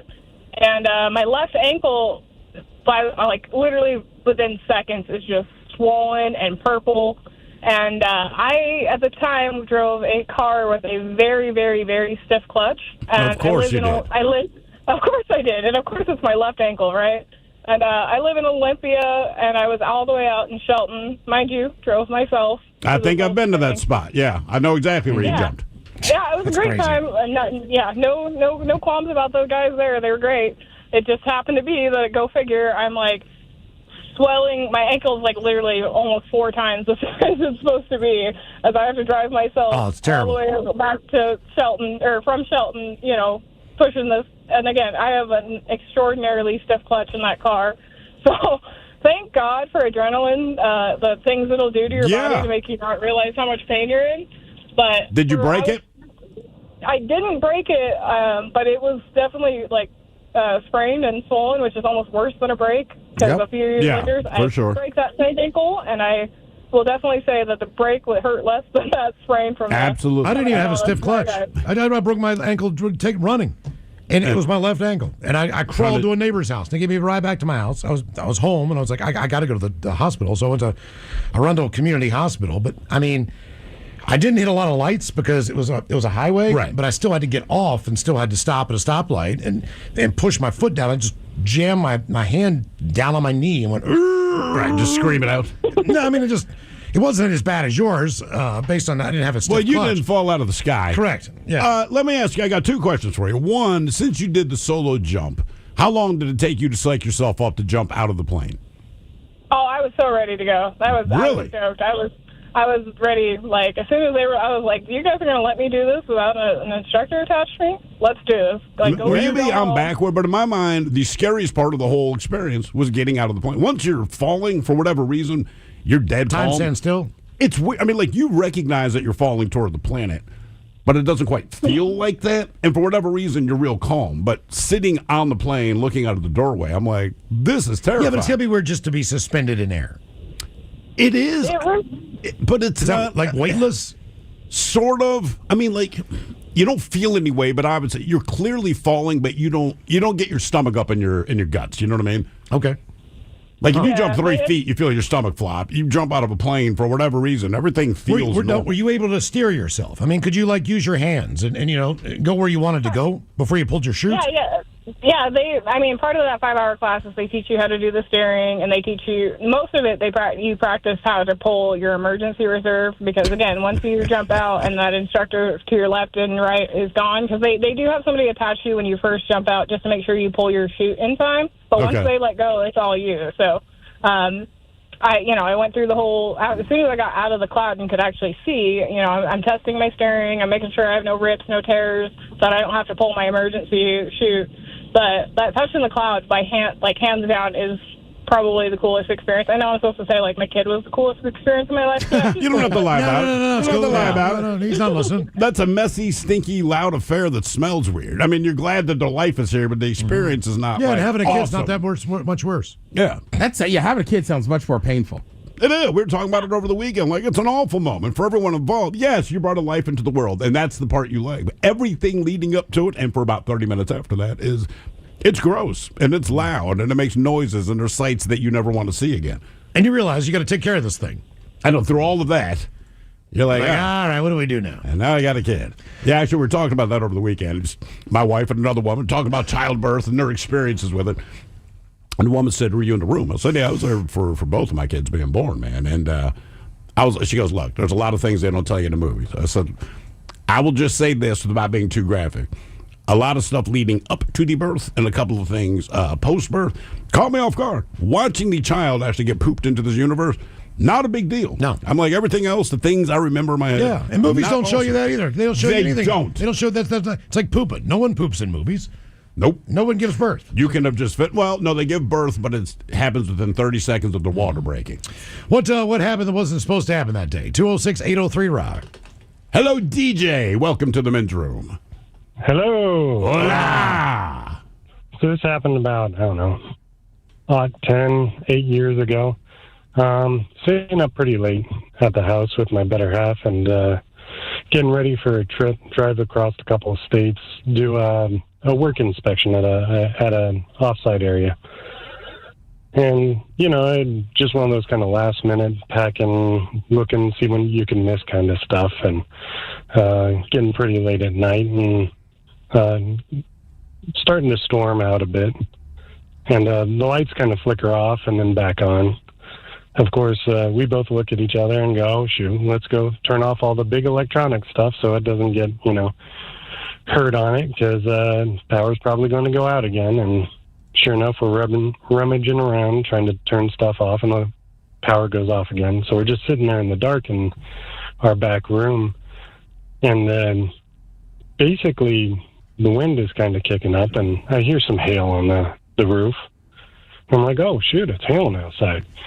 Though I got the car parked outside, I got one, but it doesn't sound too bad. And then it just starts getting a little bit louder, kind of like a train. You're standing kind of next to the track, and it just gets louder and louder and louder. And then suddenly the window to that room explodes in. Oh. sending glass everywhere. Big chunk of wood came through the window. I grabbed my better half. We start trying to head out of the room toward the hallway, toward a bathroom or a tub or something. And as we leave that room, there's another room just across the way that we keep the door shut. The air pressure in that room exploded, and the door blew off the hinges towards us and impaled in the wall next to us. Jesus. And from there, I kind of just backed up. We laid down on the ground in a corner. Found out it was a tornado. Oh, no kidding. Yeah. How about that? And this was also in North Carolina, where the area had never heard of tornadoes for the past 10 years before I even got the house there. How long does the tornado last, in your case, where everything's blowing around and all this kind of stuff? 3 weeks in your brain. That's how long it lasts. But no, it may have been 30 seconds. I don't know. Whatever they say, it's like a once in a 100-year event or some crap like that. It's a lie. Yeah, that's BS. Yeah. Once in a 100-year flood. Once in a... But you said that last year. Come on. Yeah. At least twice a year. You know how you could have prevented that? You could have prevented that by putting up tornado shutters or something like that. Right. Because as soon as you spend $10,000 on your place, a tornado would never even hit it. Nope. I mean, not that it would work. It is crazy there's tornadoes in that part of the country now, though. And I was just watching a tornado show last night, and basically they describe it almost word for word like you did. Everyone says the train. They say it just keeps getting louder. You're not now. Some of these people, they lived in Tornado Alley. There's also Dixie Alley. Did you know that, Ted? I did not. So there's Tornado Alley, which is exactly where you think it is: Kansas, Nebraska, Oklahoma, this kind of thing. And they're talking to this meteorologist out of Alabama. I was going to say, it's got to be Bama. Mississippi. That place And gets well, killed. he was like, "Hey, man, this wasn't always our MO, but because basically Oklahoma gets all the credit for it. But he said this is called the Dixie Alley, and it's all those southern states. It's Highway 10. Basically, that's what he covered. And he was just like, look, he goes, the thing is in Oklahoma, people are kind of prepared for tornadoes because they're aware it's going to happen, but they don't have the infrastructure in place to do anything. So he said it's weird. Like, they have all these mobile homes there. And he explained most of the problem. It's not like the wind just blows them off the foundation. It's that there's air pockets between the bottom of the mobile home and the foundation. And this, So it's picking them up. He goes, he said, everyone keeps thinking they're getting blown over. It's like, it's not that. The tornado actually lifts it up and then throws this thing like a rock. He's like, I don't know why they keep building those. And it's like, most of our houses are not that. And then they show this devastation. And it's like, and it doesn't matter. Yeah. Right? He was like, this building, complete cement, and this thing was obliterated. But yeah, he was like, basically, he's imploring, like Oklahoma and Nebraska, like, stop the mobile home thing, man. I mean, I've been close. Like, there was, like, tornadoes that were in the area. It didn't hit where I was. Yeah. But same thing. It's like, you've seen thunderstorms where it gets dark. But, man, those tornado clouds, it is not a joke. Well, that's the weird thing about it. It is, like, dark. Do you remember it killed like 2 people, 3 people? Yes, it was in College Park, Maryland. That's where UW played. It picked up this car and slammed it into one of the dormitories, and there was 2 girls in it, and they passed. But, I mean, it was like 6 floors up that it slammed in. And think about that. Yes. The tornado did not hit them. The tornado picked up the car and threw it at their ass. I mean, hell, in the my buddy building. Bernie, right? Yeah. He was a year ahead of me at DeMatha. So he would have been a freshman at Frostburg State University in 2000, right? In 2002, they had a hurricane that went through that town. And he was like, man, when I was there, I remember the one teacher was like, basically like, you have a better chance of winning the lottery than a tornado ever coming through here. And then 2 years later, one did. Yep, because it's the mountains. So you would think it'd have to be flat, but it's not. Well, and look, I'm not here to argue whether climates change. Yeah. Right? And that stuff has just started, and it's crazy. Even some of the thunderstorms, what do they call them now? Cloudburst, or micro something? Microburst. Yeah. And some of those thunderstorms, those thunderstorms on the East Coast were scary to death already. But he was like, everybody's like, these are even worse. Well, look what happened in Texas. Look what happened in Asheville, North Carolina. Yeah. That stuff comes quick. Yeah. Real quick. Well, and look, it's easy to sit here and go, Oklahoma, you silly people. We're like, it doesn't matter where you are. Right. We sit on a fault line. Like we're sitting next to volcanoes. Right, like, Mother Nature has something that can mess you up wherever you live. Right. If you live in Florida, Texas, right, you got to deal with hurricanes. Texas, you got to deal with heat. If it's Australia, they're like, it's just the animals. Right. Something's going to get you. You know what I mean? Think about when you go to Ocean Shores or Long Beach or Cannon Beach. Yeah. I mean, you're one slip fall away from all of a sudden a big ass wave coming your way. Where is nature its most pleasant? Like, where on this earth you go, like, look, maybe San Diego. Earthquakes? Trying to think, where can you go? San Diego. I don't know, because that's what I'm saying. Mother Nature wins. I think it's just amount It wins, but like San Diego, like, you know, there's earthquakes, you don't sweat it, but you're also going to have forest fires every year. You're in Southern California, right? It's a guarantee. That's going to has nothing to do with raking leaves. That is just what's going to happen. Same thing's going to happen up in BC. We know this, right? So, like, where's Mother Nature like, I don't hate you? I mean, I here's have no not that bad. Like, granted, we got, the big old pimple over there that's about to go off. But Right, but that's one of those, I'll hedge my bets on a volcano. Right, and I think that's where you sit as far as, like, hedging your bets on, is Mother Nature going to F me? But you got the earthquake potential, and mudslides and forest fires. Have you We also definitely seen get those. what would happen in the event of a tsunami that comes through the strait and then just basically takes over the Puget Sound? Yeah. So there's areas downtown that they're saying are going to be 15 feet underwater, like Pioneer Square. Those areas. So if you get the Second Avenue, you're fine. Obviously, the Ballard locks will be fine. They got a lock system, but for the most part, that's who knows. Yeah, right. I can't think of a There's place. still earthquakes. I guess Alaska, maybe? It's just cold. That's just frigid temperatures, Right, man. but I mean, Alaska will kill you all by itself. Right. What happened that wasn't supposed to happen that day? 206-803-ROCK.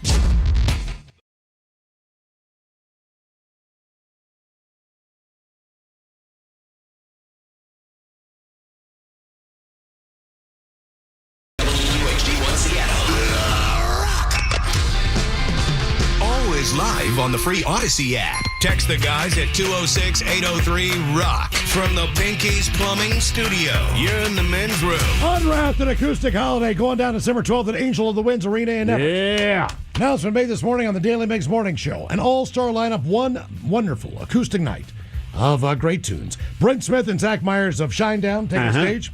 Pretty Reckless, Daughtry, Hollywood Undead, and Mammoth. All part of that one show, one night, Friday night, December the 12th. That's very cool, man. And they're all doing acoustic, which Now, I kind of dig. as far as the tickets go, pre-sale starts on Wednesday. I'll last through Thursday. Then the general on-sale tickets begin Friday. This Friday at 10 a.m. 10 a.m. So all the details at KISW.com. Our question, what happened that wasn't supposed to happen that day? 206-803-ROCK. Hello, Paula. Welcome to the men's room. Hey, how you guys doing today? Hola. Doing well, Paula. Hey, so back in February of 1979, I believe it was 15th of February, a windstorm came into Washington State that the one that took out the Hood Canal Bridge. Ah, okay. The night before we went to bed, I was 12 at the time. I shared a room with my stepsister Vicky, and she slept on the top bunk. I slept on the bottom bunk. For some reason that night, I was in hysterics, begging her to sleep on the bottom bunk with me. And she went ahead and she slept on the bottom bunk, and it was really, really warm that night. I remember waking up to the sound of literally like a freight train. It's going through the trees around us. And went back to sleep, and my stepsister said that at one point she was so warm that she almost went back on the top bunk, but fell back to sleep. And I woke up and heard my stepdad yell at my mom, "Get the kids out of there, it's going down." And she was starting to go down the hall about the time that approximately 100-foot fir tree came down through the bedroom that my sister and I were in. Oh my God! Did it hit the top bunk? It hit the top bunk where my stepsister would have been sleeping that night. And you have no idea why you were demanding that she sleep on the bottom bunk with you? None whatsoever. It would have mattered. It would have gone away. I have a guardian angel or something on my shoulder. Not you. She does. You were fine. It didn't collapse the bunk beds. It just stopped on the top bunk. It pushed because it was a mobile home, but it pushed the legs of the bunk bed, the lower bunk, through the floor. Jesus. And woke up to my stepsister screaming in my ear, and there's this big, huge fir tree staring me in the face. I mean, it was literally just inches from my face. And my stepdad and my older brother Tommy were pushing on the door because it literally laid right through the room and over the top of the door, and they could barely get the door open enough for us to get out of the room. And the next day when we got up, and the storm was over, the hole where the tree was, the root ball where the root ball was, my stepbrother Gary, who was 10, I believe, was standing in this hole from the root ball, and just his head was sticking out.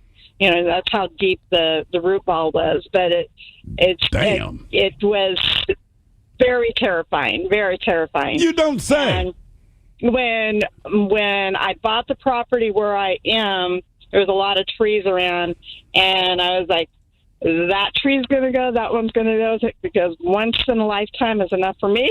And so anything that could hit the house was taken down. Damn. Yeah. Damn. Yeah, it's a little terrifying. Wow. We had the tree fall in my yard, and granted, it was the yard. It wiped out everything in the yard, but that's just Seattle not letting us take the thing down. But it's the same kind of thing where she's talking about the root ball. The tree that fell on us, we realized it had very wide roots, but it went down maybe a foot. Well, that's the difference. And you had no idea until this tree, when it came over, all the roots come up, and we were just staring at this thing like, how is this thing this big? How did it stay it's up not under the this ground? Freaking long, yeah. And apparently the soil is somewhat sandy. I don't know. They do all their analysis and stuff. But we're just looking at the roots that, I swear to God, it looked like it was 80 feet worth of roots, but maybe a foot and a half deep. It's wild, especially around here, right? Like next month, right? Like November, we get those big windstorms, and then the spring. That one in the spring, I mean, there was a tree in my complex. Same thing. The roots were out of the ground. Like every day I drove by, I was like, that's unbelievable. Well, it took out all those, that one little strip of road by your place, right? Because I want to say we drove separately, but we both roughly came home the same way. And it's like, did you have to detour down this street and this street? Because we didn't realize it. My wife's like, well, these are everyone, what the heck are they putting on the brakes? But we didn't realize there was a tree across the road, and then there were 5 other alternative routes with the same problem. It was crazy. And the bar was closed because the power went out. Right, so no! Yeah, that was an issue. The thing, Miles. Like, so he's a little bit ahead of me. As I'm driving home, I watch all the Transformers blow one by one. Right. I'm like, I don't look good. Well, and I drove by, and like some of the neighborhood's out, some of it's not. Yep. The bar, the power's still on. I think I literally ordered a beer, and then it was like, yeah. And then your buddy was there with his truck, and he has a bunch of lights from his old job. So he was he definitely he's like, hang on, man. I won't say where he worked, but he had like video production lights in his work truck. She's like, hold on, everybody. Seriously, I mean, he came in, set up like 3 of them maybe, and it's like, drinks on. I don't know if that was legal or not. Bar that I went to, no, because the bartender we know eventually had to close it. Right. So we were going to all meet up somewhere else, and I show up like a dog with my headlamp around. They're like, "What's with the headlamp?" I'm like, well, my house is dark, and I had to pee. So one of the girls that goes to the regular bar that I go to, so she lives basically straight across the street from the bar. So all right. She went, and by the time I got there, she had set up like 10 candles on the bar. All right. And the bartender, Kristen, said, look, I'm just going to give you the tab piece of paper. Just keep track of what you buy, and then when I can get back to the computer system, operate a credit card, you're going to have to pay back on this, but let's just sit here and drink as much as we can until the power comes back on. I think it's pretty much what everyone did. Game on. Like I'll just take my regular. I know about what that costs, but here's a little bit of money. Rescue operations are in full swing on the Tibetan side of Mount Everest after a sudden snowstorm stranded nearly 1,000 people at high-altitude campsites. Why are they still 1,000 people? Why are they still up there? What is the season normally? I thought the climbing season was May. You Everest. Would know more than we would. Maybe they're just going up to base camp. They're all at base camp, but even then, why would you want to go to base camp if your goal is not to summit? They just do those hiking tours because you're still 16,000 feet. Fair enough. You still get a good view, of the mountain. But Chinese state media reports that teams of rescuers and local villagers are working to clear heavy snow blocking access to the remote region. So that is at an altitude of over 16,000 feet, according to the BBC. So far, 350 individuals have been led to safety in the township of Quadang. Oh, I know Quadang. Quadang. But hundreds more remain in need of assistance. The blizzard began this past Friday night and quickly intensified, catching climbers and hikers off guard. One survivor, Chen Gashang, told Reuters that conditions were so frigid and wet that hypothermia became a genuine threat, adding that local guides had never seen such extreme October weather. It's always cool when they say that. I guess many were visiting during the week-long Chinese national holiday. So rescue officials say all the tents collapsed, and cases of hypothermia were complicating efforts. So there's a group called Blue Sky Rescue, and they received emergency calls Blue as Sky, conditions yes. worsened. But they could not get any helicopters up there. I mean, everybody's just kind of hiking and trudging up there. They say in response, authorities suspended ticket sales and closed entries to Everett's scenic area. That's What is big this, of them. Disneyland? Yeah, we're not selling tickets because of the blizzard and the 1,000 people stranded with hypothermia. Mm-hmm. I say the situation on Everest is part of a wider pattern of extreme weather in the region, as Nepal's been hit by torrential rain, triggering deadly landslides and floods, while Typhoon Matmo has forced 150,000 evacuations in China. Jesus. Well, not to mention you're 16,000 feet up in a mountain. I just assume the weather's going to be more extreme. Yes. You did, what's its face? Rainier. Yeah. Right? Not nearly that tall, and you guys still ended up in a massive blizzard. We just got pounded by snow. Right. Everywhere else And, just got rain. and high winds. The weekend that we were up there was a tornado in Shelton. I remember the weekend because my wife even said, I hope Miles and Hair Club are okay. I'm like, why are you saying that? Because it was pissing rain here, right? And we're getting inches of rain. She goes, look, if we're getting all this rain, it ain't going to be rain. It's going to be snow, and they're up in Rainier. Me being me, I'm like, I'm sure they're fine. Coming Monday, Miles is like, Jesus Christ, this was terrifying. Well, the thing was that we knew the forecast. I mean, like anything else, you're going to get a pretty good idea Sure. of what's going on. So when packing up, I'm thinking to myself, man, I mean, we're kind of headed right into the eye of the storm. And that's what the ranger up there at Muir said to me. When he opened up his window, like at a Dutch cottage. Yeah. And he's drinking a cup of hot coffee or tea or whatever. He's like, what in the F are you doing here?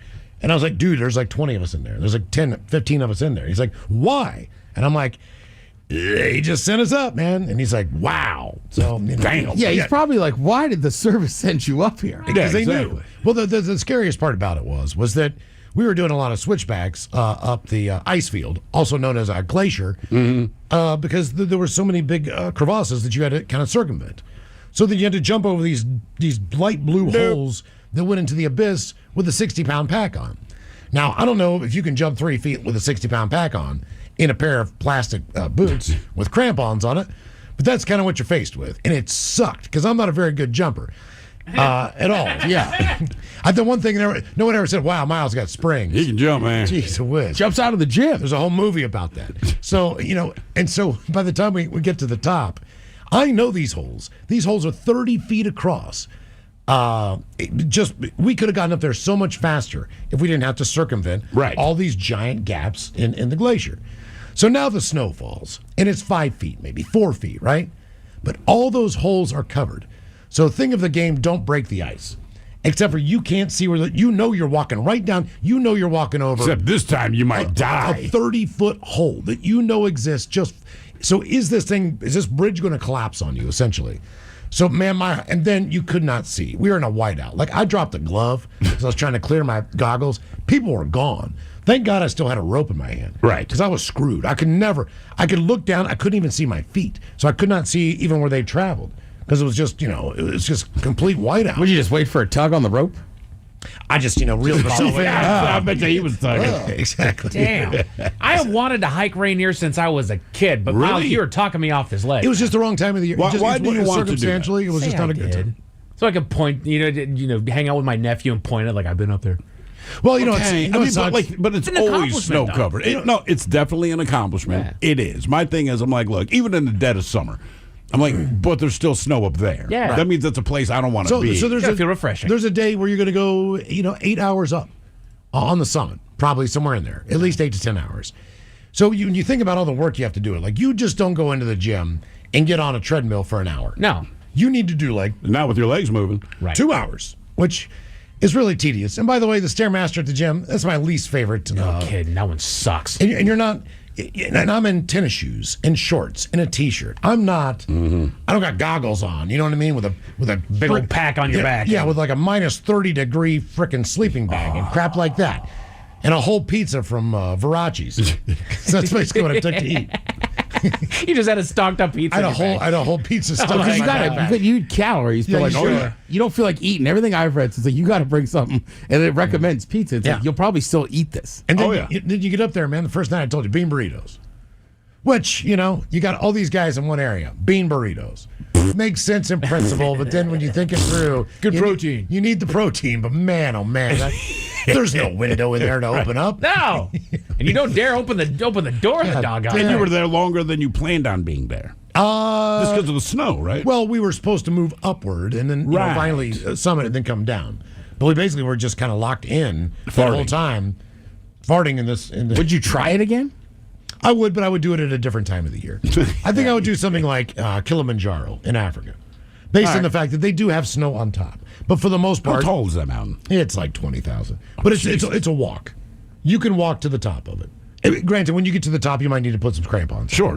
But I mean, it's something that you can take your time, get acclimated. There's no like gorilla on the mountain that's going to eat you or anything. There's no tigers up there. What country is it in?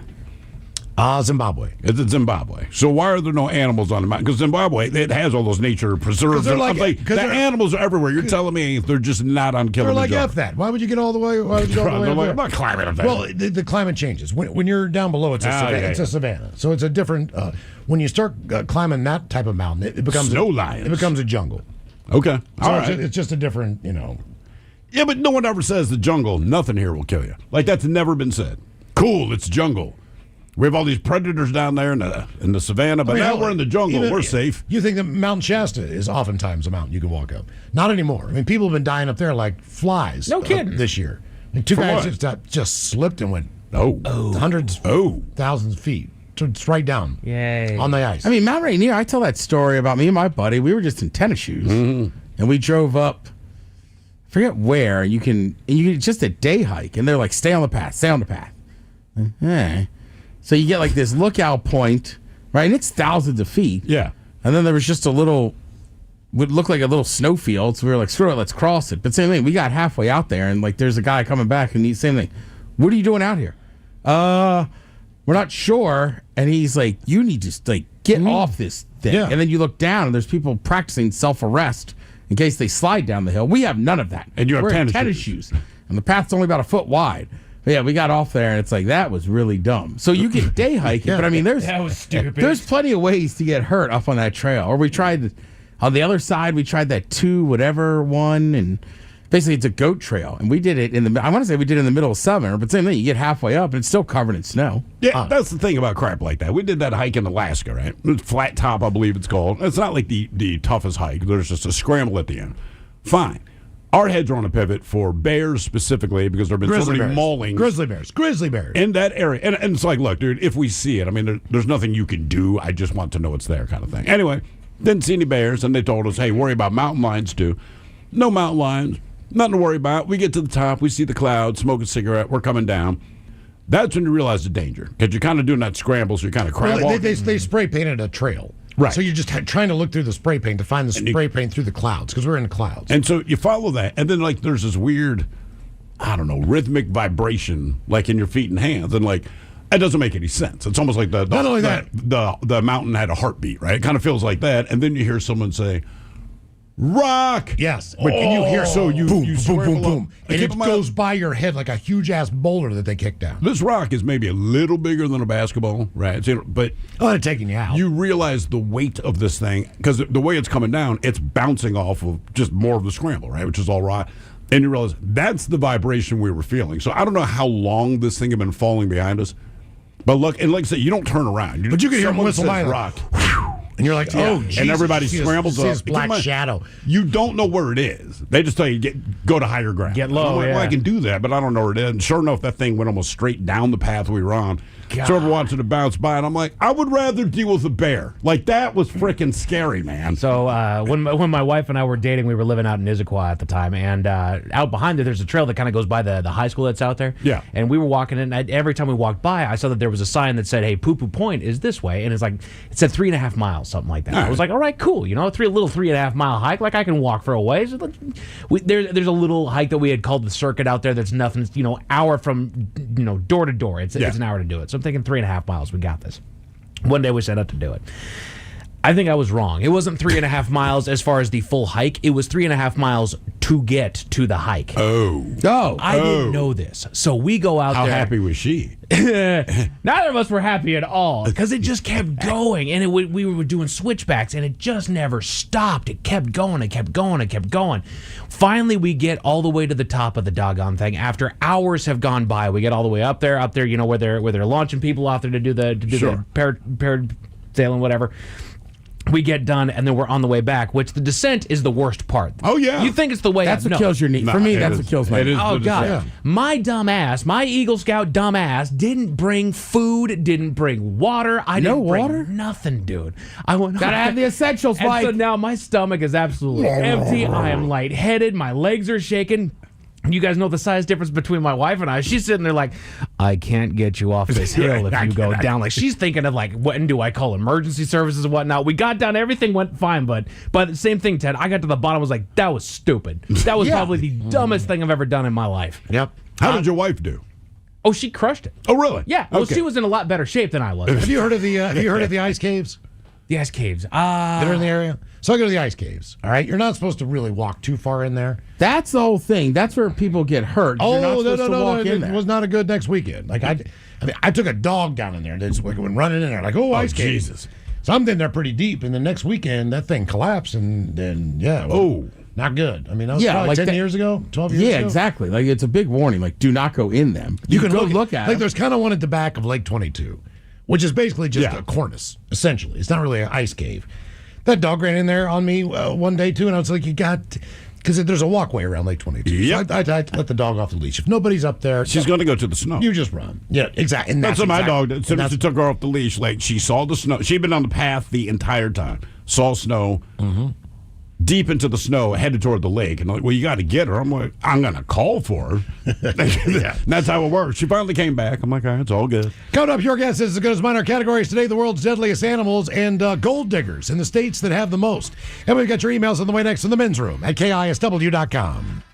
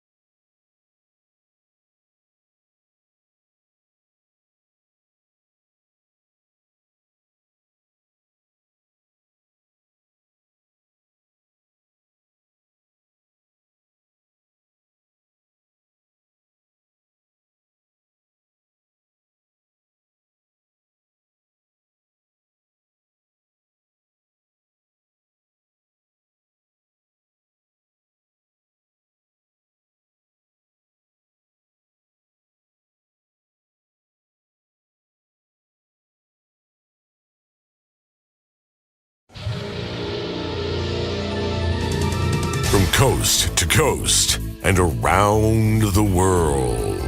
If it's not important, you'll hear it here, exclusively on In Action News. Here now are Stone Ledbetter and Felix Foxworthy. Gritty, the beloved Philadelphia Flyers mascot finally got the results of his Ancestry.com tests, and the results might surprise you. But first, we start with a congratulations to a local couple, Agnes and Gunther Plum, who celebrate their 75th wedding anniversary today. 75 years of marriage, Felix. Wow, man, that's really something. It sure is, my friend. They married on this day in 1950 when they were 18-year-olds. They were high school sweethearts, much like my lovely wife and I. You were high school sweethearts, man. Oh, we sure were. Met in elementary school, dated in high school. She's the only woman I've ever been with, and we've saved ourselves until marriage. Man, I've been with lots and lots of ladies. You know what I'm saying, Playboy? I mean, I do know what you're saying, but I cannot relate. Oh, man, I lost my virginity before I lost my first baby tooth.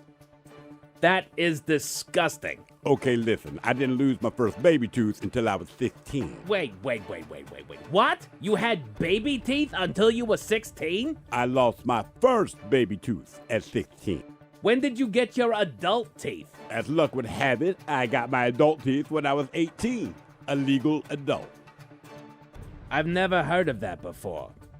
That's very, very unusual. What's unusual, Stone, is that we're staying in the back of the office microwave. I still have my baby teeth. What? What? Not in my mouth. I just meant I kept all of my baby teeth. Ah, yes, like in a jar or something. Well, no. I used to make dentures for my cat. Your cat has a mouth full of your baby teeth. Yes. Is that weird? It's not weird, Bonnie. But it's like she's always smiling. Because she has the mouth full of your baby teeth. And now she chews funny. Because she has a mouth full of your baby teeth. So, once again, congratulations to Gunther and Agnes Plum on 75 years of marriage. Congratulations, that's beautiful.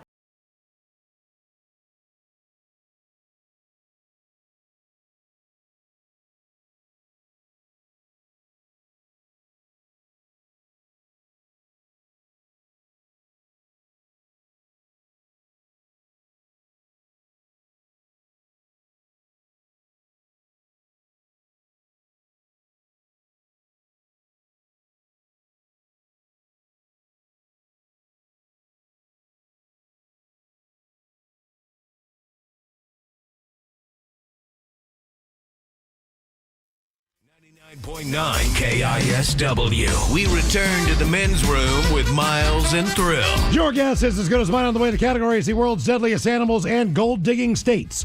But first, time for a few emails to the men's room at KISW.com. You've got mail. You've got mail. Had a couple comments on our question, what happened that wasn't supposed to happen that day. Guys, when I was 7, we took a field trip. Should have been a great day. Well, we were visiting a brand new, unopened, and unoccupied prison.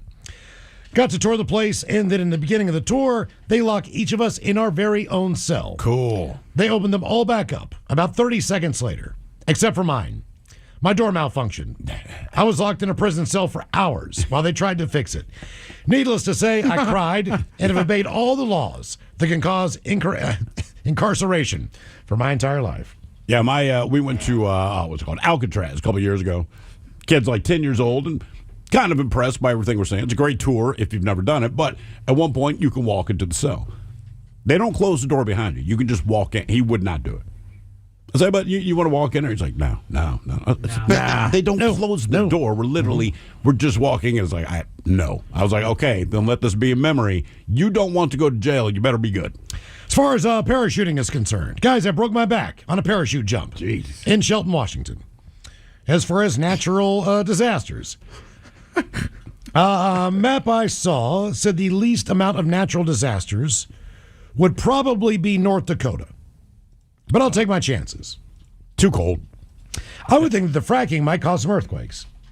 Maybe, but they're generally they're under 2.0 and they're fairly contained to the area that they're doing it. But if that's the alternative is North Dakota, I will. I'm with you. I will take my chances. I'd say also Alaska. They have the worst earthquakes than literally almost anywhere else on Earth.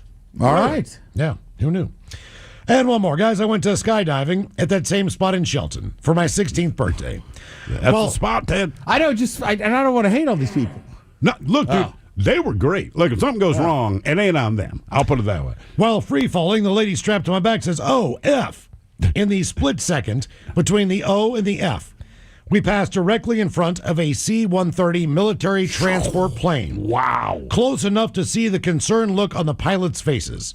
I know it sounds fake as hell, but my mom was filming from the ground and can clearly see the plane cross right where we're following. Jesus, man. Yes. Yeah. Can you imagine even just being that pilot? No. Is that two humans coming at us? Like, oh, crap. Great. That's a little terrifying. Now time for some birthdays brought to you by Men's Room Roasted Red Salsa from San Juan Salsa Company.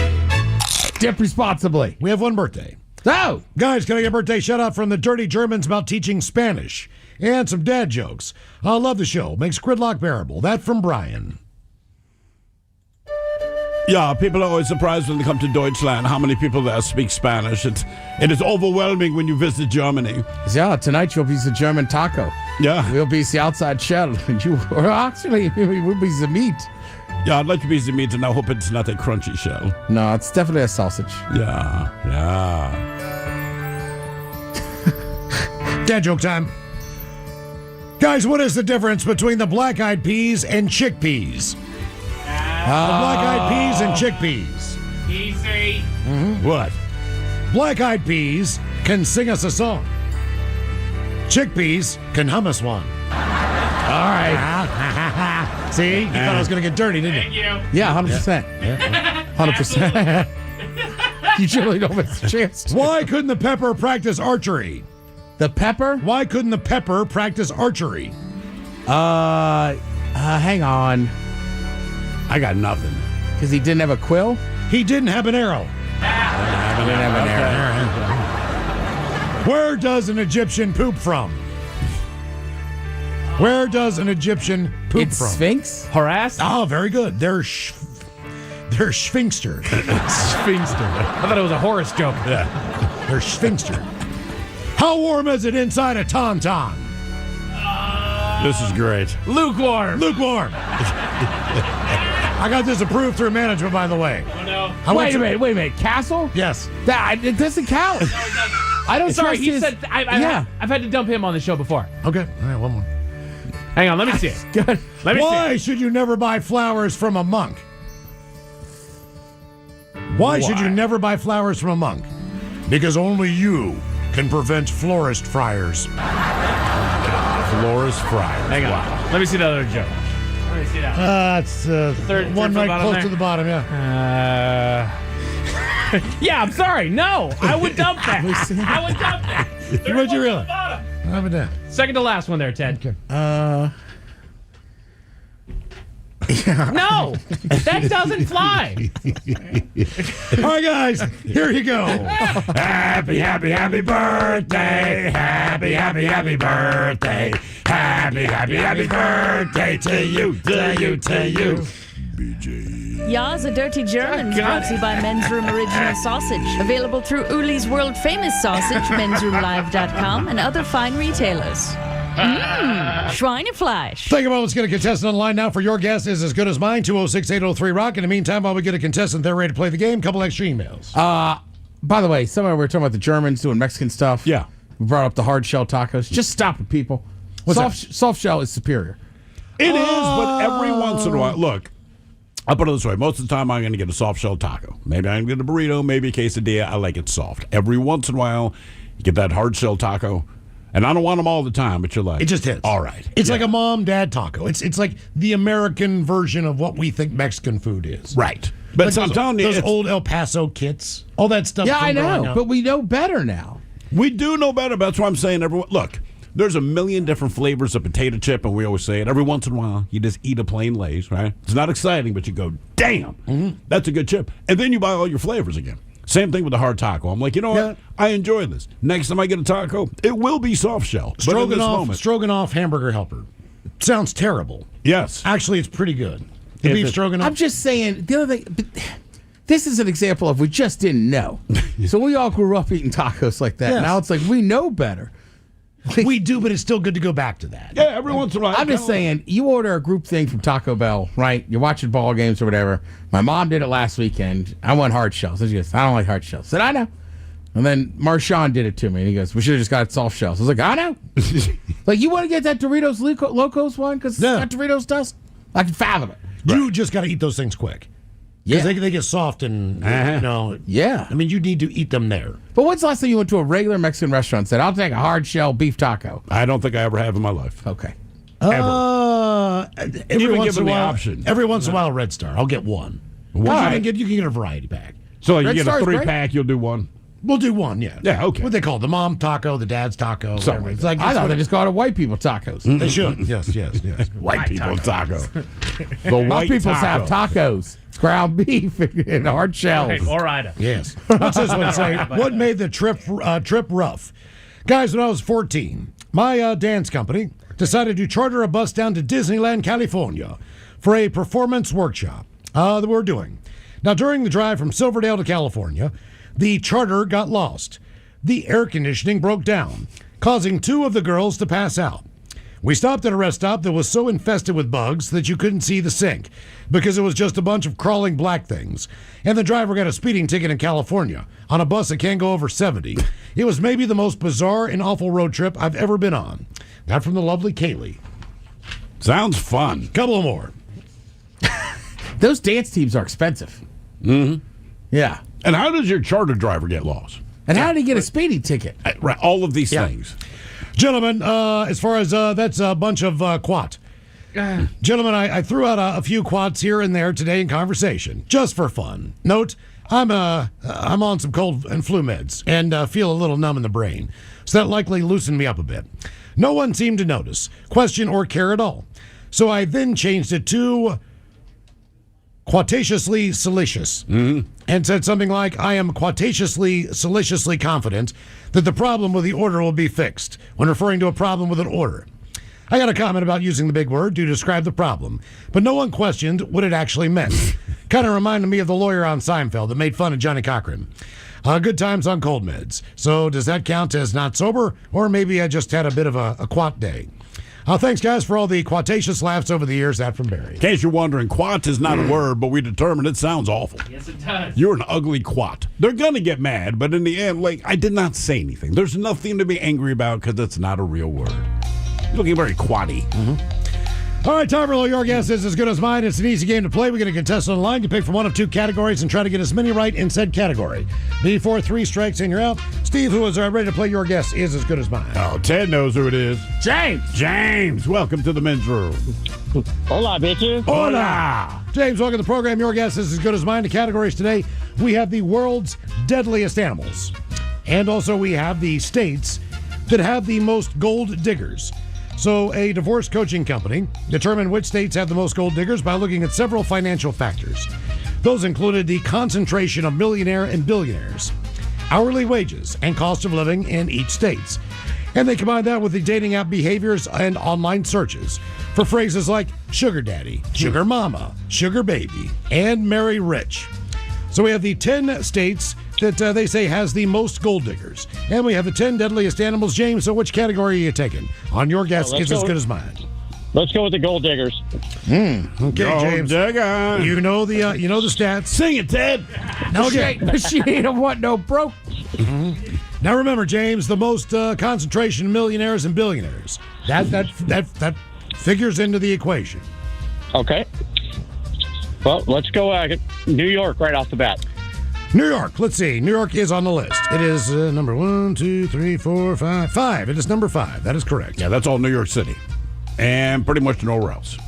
There's a lot, yeah. I mean, you can put the Hamptons in there and all that kind of crap, but New York City is the epicenter of money in New York State. Okay. 1 for 1, James. Nice work. All right, let's go California. California. That would be number 4 on the list. Correct once again. Washington? Washington not on the list. That's only Western Washington. We do have the millionaires and billionaires. We call that area Bellevue, and then it doesn't bleed out much Well, more. and most of them generally have a wife, make their money, and then seem to dump the wife and go get it. And then, upgrade to the later James, model. think about this. Where do people wear a lot of jewelry? It's that kind of bling. You know what I mean? It's that because that's We what already said New York. Well, there's other states out there that Connecticut. that have that fashion. Vermont. I think Florida. Maybe. Florida's the one I'm thinking of. Yeah, let's do Florida. Let's get Florida out of the way. Florida's number one. Oh yeah. All The the most gold retirees. diggers in the United States reside in Florida. And if you've ever been there, you're not shocked. And it explains every couple of you see. So think flashy a little bit sometimes on these. As far as people dressing up. I mean, could we also? Because I'm thinking more the. What's that? New Jersey? New Jersey's not a bad guess, but not on the list. Really? Maybe Texas, dude. All that oil money. A lot of money. Those chicks are always done up to the nines. Texas. Yeah, let's do Texas. Texas is number 3. Number 3. Again, yes, these are the states that have the most gold diggers. The factors. They search for phrases online like sugar daddy, sugar mama, sugar baby, and marry rich. Mm-hmm. See, and I'm the place that I go is kind of the retiree areas because that's where Arizona. That's where I'm thinking is Arizona, Nevada, but that's only Vegas really that has the Right. money. I think it's more Arizona. But people own casinos there. Granted, it's like 3 companies, but still, that's why there's a lot of billionaires. You would go there for a reason. Aha. So let's go But to don't- Nevada. That is number 2. Yeah. Whoops. All right. Yeah. So far you're right with number 1, Florida. James, number 2, Nevada. Texas is 3. California is 4. And New York is number 5. So you've gotten 5 out of the 10 correct. There are 5 states left. Now, I think we've got most of the dirty money states out of the way. All right. You know those states. Now it gets a little iffy as far as your guessing goes. But give it your best shot. I would still take Arizona just because of Scottsdale. Let's go with Arizona. Okay. Arizona. Damn it. Jesus, James. That's on me, dude. That's okay. Sorry. Not a bad guess. All good, Ted. Not a bad Now, guess. don't listen to Ted. It's a rule. We have T-shirts and everything that say that. So are we still on the East Coast here, Miles? We have How about we have 2 states considered south. We have 1 East Coast state that Ted likes. I would say- in a mountain state. Virginia, maybe. Virginia is not on the list, but it should be. But what about Maryland? Maryland is on the list. Maryland is number 9. Yeah. Where's all this money in Southern Maryland? Never mind. Montgomery County. Montgomery County, I am done. yeah. Yes. So he said considered South. Are we talking like Tennessee and Kentucky? Tennessee's number 8. There we go. Never Kentucky. Kentucky doesn't have a pot to pee in. Okay. You never know. Well, but right, and this is people looking up sugar daddy, sugar baby, so they're looking for richer, older dudes. You're not right? doing that in Yes. Connecticut, right? Mountain State. Colorado. Colorado's number 6. That is correct. There are 2 states remaining. Neither one of these make too much sense. Just kind of. Oklahoma. That's not a bad no, guess. it's not a bad guess. It's just not on the list. What about like Illinois? Close to Illinois, a neighboring state of Illinois. Minnesota. Indiana. Indiana. Indiana? It's number 10. I don't understand that either. Did the one billionaire get married? Is Big money. No, in no, Indiana. no. Just got, yeah. They just don't talk about it. I guess. I mean, here's my thing. Like, I'm sure there's a billionaire in Indiana that says, hey, I own this, that, and the other. And you go, makes sense. Indiana specific. If I have billions of dollars and I'm not specific to the state of Indiana, that is one of the last states that you would possibly catch me as a Now, billionaire. the state with the least gold diggers is Vermont, followed by Nebraska, Montana, Wyoming, Maine, South Dakota, Alaska, Iowa, New Hampshire, and Idaho. A lot of those make sense. The last state is in the southeastern part of the United States. I was about to say Ohio. Southeast. Georgia. It could be Georgia. It is Georgia. Yeah. Georgia. Yeah, well, It is Atlanta's Georgia. a massive city. Yes, it is. Yes, it is. Old money there. So here's your gold digging states. Coming in at number 10, that would be Indiana. At 9, it's Maryland. Tennessee is 8. Georgia 7. Colorado 6. New York is 5. Followed by California at 4. 3 is Texas. Nevada at 2. And the state with the most gold diggers, that would be Florida. And you said the least is Vermont. The least is Vermont, correct. The most is the state of Florida. Is there a reverse term for that? Wait a minute, like the Vermont Like I style hit the of it? lottery, people who- I'm a millionaire, and I'm 60, and I marry a 30-year-old blonde woman. But they don't call me like, he's 30-year-old blonde woman guy. And she's a gold digger. They call you a rich old white guy, Ted. Yeah, that's basically what they would say. All right, let's he's loaded. Right, because everybody keeps saying that about the bad coach in North Carolina. What's her name? Jordan. Yeah. But like Bill Belichick, we don't say anything about him. It's like he knows what he's doing. You remember Anna Nicole Smith, right? Yeah. The late Anna Nicole Smith. She was Playboy Bunny, Playmate of the Year, all this stuff, the next Marilyn Monroe. And she marries this 93-year-old dude whose head is made of liver spots and death. And everyone in his family says, hey, man, she's only marrying you. He was also in his 90s. Right. He was 93 in a wheelchair. And his family said, she's just marrying you for your money. And his response, and I'm paraphrasing, was like, I know. I'm marrying her for the ass. Right. There's no mistake about our relationship. Like- we know what we're doing. No disrespect to Hef. I'm sure he was a very handsome gentleman in his heyday. However, Sure, right. You think as he was getting up there, they still just loved him for him? No, dude. Well, I'm just saying, right? It's always like, she's a gold digger. It's like, well, yeah, so she's hot. Yeah, she can. And he's got money.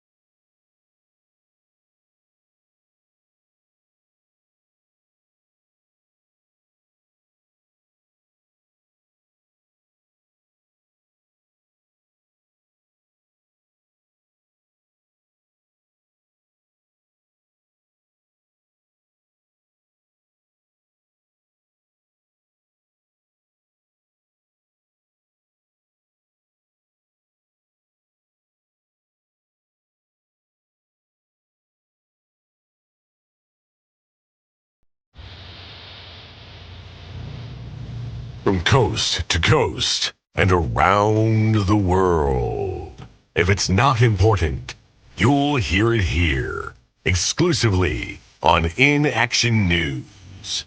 Here now are Stone Ledbetter and Felix Foxworthy. Gritty, the beloved Philadelphia Flyers mascot, finally got the results of his Ancestry.com tests, and the results might surprise you. But first, we start with a congratulations to a local couple, Agnes and Gunther Plum, who celebrate their 75th wedding anniversary today. 75 years of marriage, Felix. Wow, man. That's really something. It sure is, my friend. They married on this day in 1950 when they were 18-year-olds. They were high school sweethearts, much like my lovely wife and I. You were high school sweethearts, man. Oh, we sure were. Met in elementary school, dated in high school. She's the only woman I've ever been with, and we've saved ourselves until marriage. Man, I've been with lots and lots of ladies. You know what I'm saying, Playboy? I mean, I do know what you're saying, but I cannot relate. Oh, man, I lost my virginity before I lost my first baby tooth. That is disgusting. Okay, listen, I didn't lose my first baby tooth until I was 16. Wait. What? You had baby teeth until you were 16? I lost my first baby tooth at 16. When did you get your adult teeth? As luck would have it, I got my adult teeth when I was 18, a legal adult. I've never heard of that before. That's very, very unusual. What's unusual, Stone, is that we're staying in the back of the office microwave. I still have my baby teeth. What? What? Not in my mouth. I just meant I kept all of my baby teeth. Ah, yes, like in a jar or something. Well, no. I used to make dentures for my cat. Your cat has a mouth full of your baby teeth. Yes. Is that weird? It's not weird, Bonnie. But it's like she's always smiling. Because she has the mouth full of your baby teeth. And now she chews funny. Because she has a mouth full of your baby teeth. So, once again, congratulations to Gunther and Agnes Plum on 75 years of marriage. Congratulations, that's beautiful. With Miles and Thrill. Coming up here at 5:08, we'll drink a toast for the shot of the day. And we do have your headlines on the way at 5:50. But first, quick check on Mike Hogg and some of the stories and headlines he is not working on. Well, thank you, Miles. Hold on to your hats, gents. It turns out that the Do Not Track feature on your browser stops absolutely nobody from tracking your browser data. Damn it! Yeah, no kidding. But I said no! Damn it! My favorite one is when I'll see they're always of the older friends that I have on Facebook that post that'll come around at least once a year like, this is my declaration to Facebook that I do not give permission for them to copy and use any of my photos or like. You're on Facebook. That does nothing. That's right. You're on Facebook. If you have a relative though, I'd say probably 60, but at least maybe 55 and over. They post it once a year. They do. Really? It is a thing. It is. But guys, come on. Look, if you're that old, you're old enough to know that what you're saying means nothing. You've been around the block. And I don't know if people make money off of these social media pages, but there's so many where I will see those same people, they will share the content. And I'm like, share if you love your country, if you believe in God, whatever it is, if you're against this. Like, you understand that they don't actually care about what it is that you're sharing. Right. They just want you to so that they get the clicks. Share it, exactly. Right. Even that post that says, I copy and paste this to let them know that you don't give them permission. Like, I feel like they're still making out somehow with that. You're screaming at the girl behind the counter. It's like, right, but I can't help you. Right. I hear you. You're right. You don't give them permission. They're going to use it if they're going to use it because they're on Facebook. Right. You can get off of Facebook. If it bugs you that much, that's what I would do. And also, why do you think that your photos are so damn compelling that somebody's going to be like, I'm taking that? That's the first thing, all right? You're not that freaking interesting. No! But no one has the heart to tell you, Facebook doesn't want to use you for it. You're ugly. Your grandkids are ugly. Right. Nothing you post is original or interesting. You're not interesting enough. Good God, man. Where are they going to find other photos of your legs on a beach? No kidding. Right. Where are they going to find we your want grumpy-ass those face legs. with shades on and a backwards hat? Really? Right. You were at Right. Niagara Falls and took a picture? Right. Where can they possibly find that? But I count myself, but how many middle-aged dudes could just post horrible selfies? No kidding. And it's always the same caption. Having a great time in Las Vegas. Yeah, but I'm not going to smile. Right. They look like a bust on Mount Rushmore. Having a great time. You fooled me. Looks it. Great time with the family. You know that's sarcastic. Right. And every photo they've got that same face. It's like, what happened to cheese? You know what I mean? You know that's why all the old photos that we see, everyone looks miserable all the time.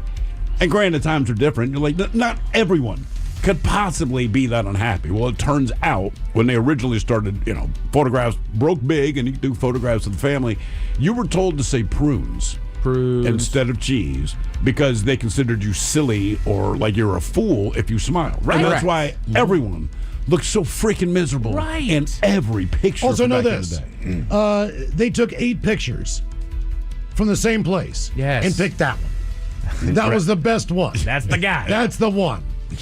The first supermoon of the year is out tonight. Supermoon. And what does that mean exactly? It's huge. Look up at the sky. It's going to look big. That thing's been It's a big bird. for It's a days. plane. No, wait, it's a moon. It's the moon. I was at that game on Saturday in the middle of the day. I go, it's here. Yeah. So he's like, what? I go, oh, the moon's up.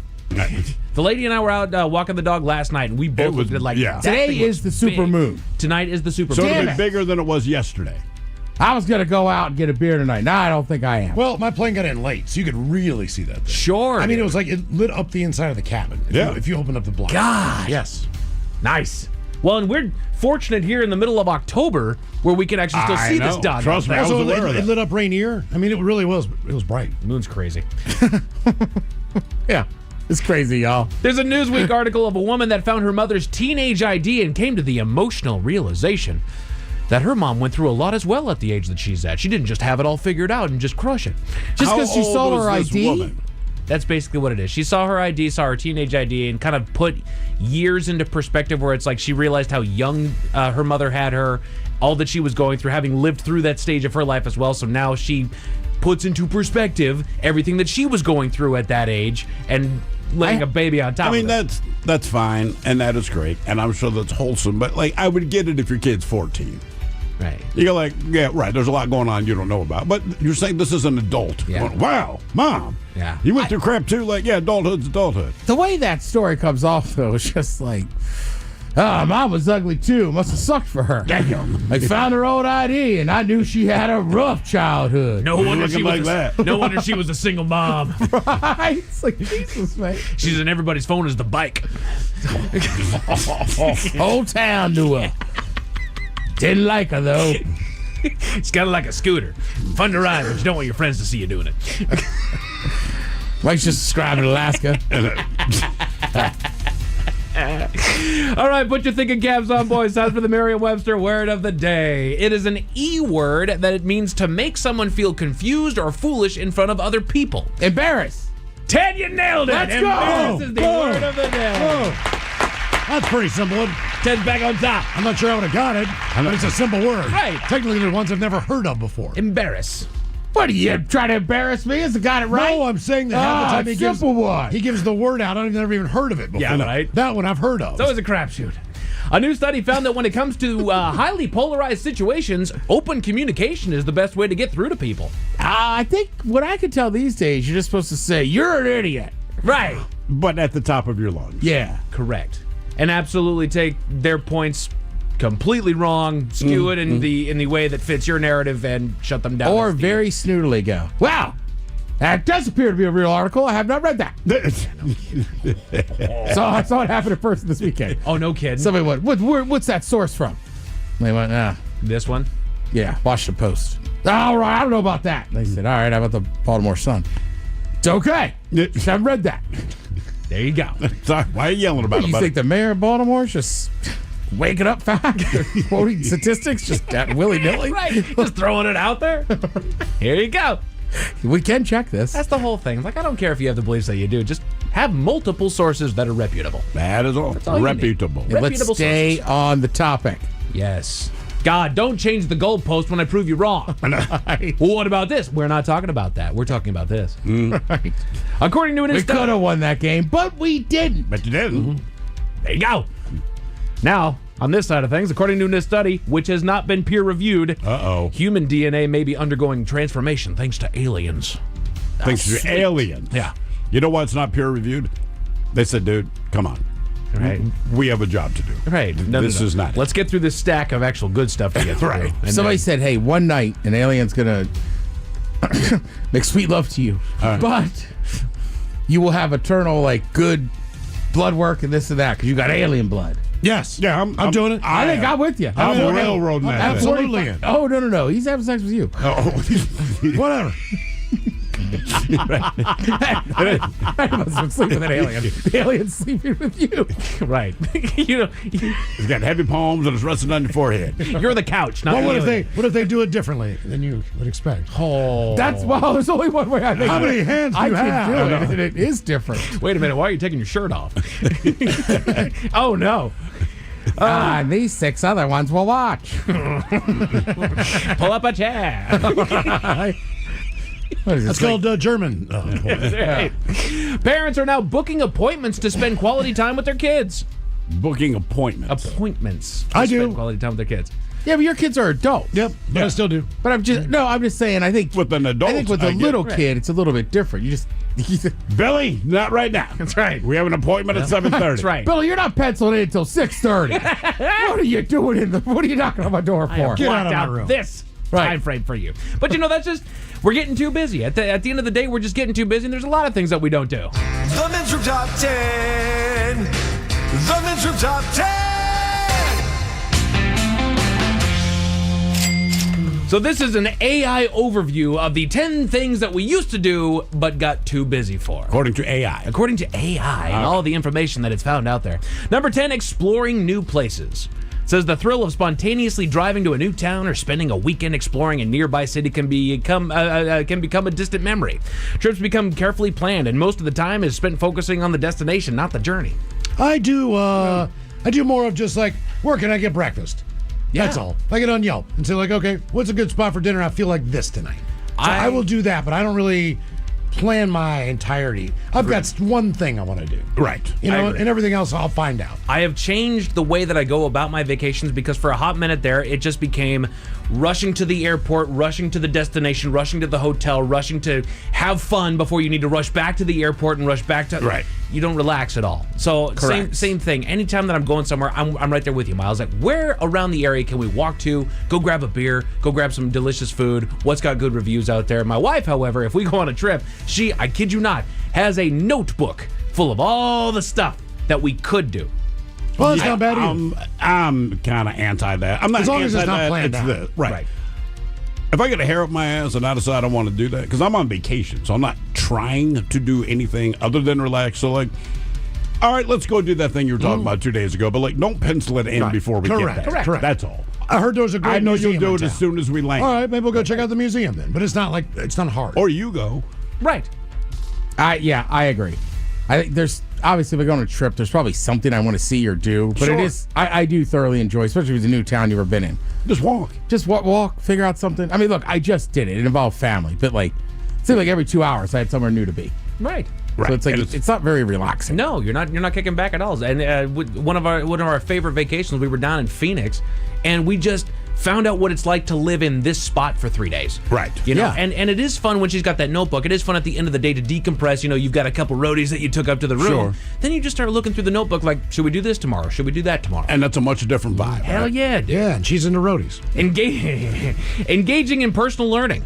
Many people love to learn new things, whether it's a new language, a programming skill, or a historical subject. Unfortunately, structured learning falls off the calendar when your plate is full, leaving you feeling less intellectually stimulated. Well, yeah, but that's the condition of society. Right. Like, your plate is full. Don't have time for this no more. Mm-hmm. Regular journaling. As a way to process your day and set intentions, journaling can be a powerful tool. However, it's often seen as optional, and when time is short, this reflective practice is one of the first things to be dropped. No disrespect, I understand that it is a major thing. I have never understood journaling. I don't know what to write. I don't know if I treat the journal as an actual person. I don't know if I just write bullet points. I don't know. However you want to write would be how you write. I don't want to write. And then don't. I will say journaling, I used to do it, but I hate writing. But journaling's not as tough because you're just writing down your thoughts. As For your opposed to trying to eyes. write like a paper for a class Right. or a presentation at work. You're just kind of jotting down stuff. All right. It is fun to go back and look at stuff. Where was I at 5 years ago? Well, that's what I would say about Ohio State. It was years ago, but you could just see in my journal, and I write, currently watching Ohio State versus somebody. I hate Ohio State, and I underlined hate twice. Did you hate it? Yeah, Ohio and it's State? like I'm stone sober, journaling on a Saturday afternoon, just like I should put this in there. I hate them. Probably journal like the first 2 years I was in radio. I would just keep track because I very specifically wanted to accomplish some things, and most of my frustrations are working with this dumbass mother effer. None of you guys. That came later. But yeah, just different people you worked with, things that you're like, don't ever do this thing that everyone else says it's successful because they suck. Gotcha. Right? I also think But it you helps. can't share that with people. Right, I think it helps during a breakup too. It's like reading Before something. you send that text? Yeah, reading something Right. you've written out. You're kind of like, ugh. That's Also not remind sharp. you to not do things again. Yep. Yes. But I do it in my notes on my phone. Like, don't get that. That sucks. That's bad. 10 things we used to do but got too busy for. Mindful relaxation. Try unplugging and being present is a difficult skill to maintain. Activities like sitting quietly to listen to birdsong, enjoying a beautiful sunset, or simply relaxing without a device out of constant digital noise and the pressure to be productive. I feel like I am productive if I'm not doing those things. Yeah. But that's just me because I write all the time or I'm going to play music or whatever. But as soon as I get home, like I have disconnected. There is no more outside noise, and I will concentrate on the things I want to do. Absolutely. The only interruption are the kids talking to you constantly. Yeah. But that's fine. And they're not even scheduled for that time. Again, Billy. Billy. Jesus. Look at the calendar. 7:30, man. How clear does the email have to be? I put it in the living room for a reason. Right, That's your slot. It said in parentheses, unless game goes to overtime. Right. Billy, it's in overtime.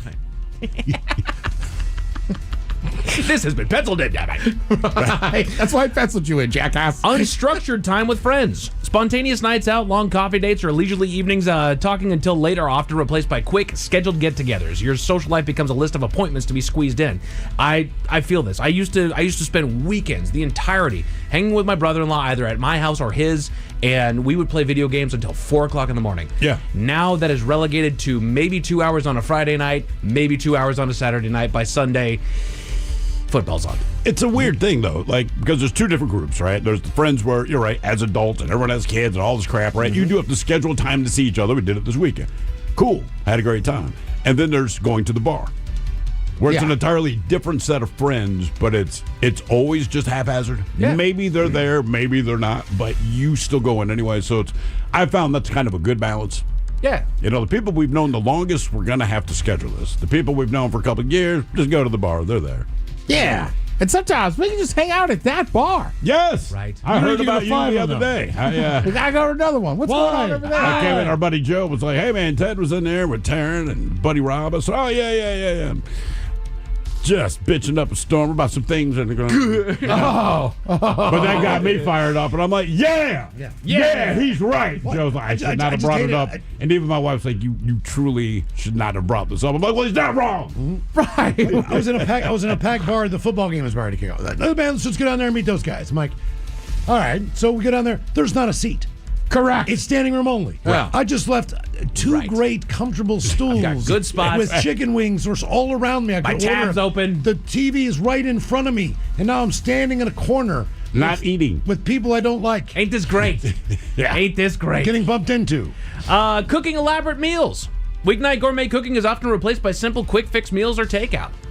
I would say Yeah. once a week I'll get a hair in my ass just to make something. I don't know if everyone else is going to eat it, but it's one of those things. I'll disappear into the kitchen. My wife's like, what are you making? I go, I do not know, but I've already started making it. Yeah, we get a little streaky from time to time. You know, when something stressful goes on and maybe, nights are getting a little bit later, like, let's do something short. But when we start thinking about it, especially when, all of a sudden Taxman's coming around, like, let's start cooking a little bit more. I have run into throw at the grocery store on the weekends. What are you making? He says all this stuff. I was like, what about you? I was like, I'm just getting hot dogs. I know. Totino's. No, it's a nice day. Regular exercise. While many people try to stay active, consistent and focused workouts can fall by the wayside. It is the truth. And once you look, I had to start doing it in May, right? I just was lazy for 2 years and just stopped doing it. And then once you get into the habit of just I stopped doing this. Yeah, putting in the time. It's not that hard. It's just it's easy as it is to not. I feel like it's just as easy to get back into the habit. Exactly. And then this is the last thing that we used to do but got too busy for, except for Steve this last week. Reading for pleasure. Yeah. Swapping fiction for business reports or trading a book for endless scrolling is a common habit when time is scarce. You may still read, but it's often for work or quick, mindless distractions, not for the joy of just good stories. Also, the news cycle is always just insane nowadays, to where no matter what it is that you're reading, you're not enjoying what it is that you're doing. You're going to leave Oh, it, geez, right? it All sucks. the news. Everything. Right, sucks. In any capacity. So, actually, this last week, choked down a couple books. I'm Attaboy. like, I am happy. But what'd you do today? I'm like, I have put a permanent butt crevice on this part of the sofa and permanent heel marks on the coffee table because I got my feet up on the coffee table, read a book, and did nothing I read else. 2 news stories and just shut my iPad. Yeah, there you go. No, I'm done. I'm done. It's the same crap. I'm done. Same crap. A woman was kicked off of a flight to Malta because she didn't have something, Miles. What did she not have? I'll tell you all about it at 5:50. Thank you, sir. Headlines are coming up at 5:50. In the meantime, have we made it to drinking time? Somebody out there deserves to be recognized. And the men's room knows just who it is. So to you, we say, bottoms up, sailor. You're the toast of our shot of the day. Drink time it is. And as usual, we head to the drink desk. And Stephen Thrillhill to find out who we're toasting. Yes, indeed. And today we toast Mr. Nathan Remington of Yorkshire, England. Yes, indeed. He very recently had to go to the emergency room of the hospital. He had severe abdominal pain, sweating, high blood pressure, and cold sweats. Now, initially, the medical staff suspected the man was suffering from food poisoning, but further tests revealed something unusual in his digestive tract, which ended up causing diverticulitis. So now he has a permanent case of that. So what did he do to get himself in the hospital suffering all this pain? This is the dumbest thing I've heard. He ordered 6.6 pounds of Haribo jelly beans from Amazon. Okay. And he ate them in 3 days and nothing else. 6 pounds of jelly beans. 6 pounds of jelly beans, sent his ass to the hospital, and as they say, further tests revealed unusually high levels of gelatin in his digestive tract. Yeah, honestly. See, typically when I think of that, I think about like nuts getting stuck in you. That's I mean, what I always things thought. that get into crevices. Not that you're just backed up with jelly. I feel like if you ate 6 pounds of anything over 3 days, you're not going to feel great. Well, You're not going to feel spinach. great. But the problem with this was, to your point, Miles, usually it's nuts. It's the gelatin because it's almost like form-fitting. Oh, so it fills in the cracks. It's filled in all of his nooks and crannies. Yeah. All right. From gummy Okay. bears. Jesus, man. This is a grown-ass man. So we pour this booze and we drink this booze because we think it's yummy. Yummy. So over the tongue and down the throat to party in our tummies. Down the hola, bichola. All right, you're going to get tested online now for Profile This, 206-803-ROCK. Profile This is next.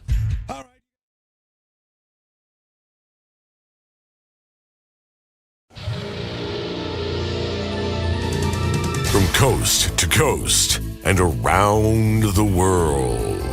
If it's not important, you'll hear it here.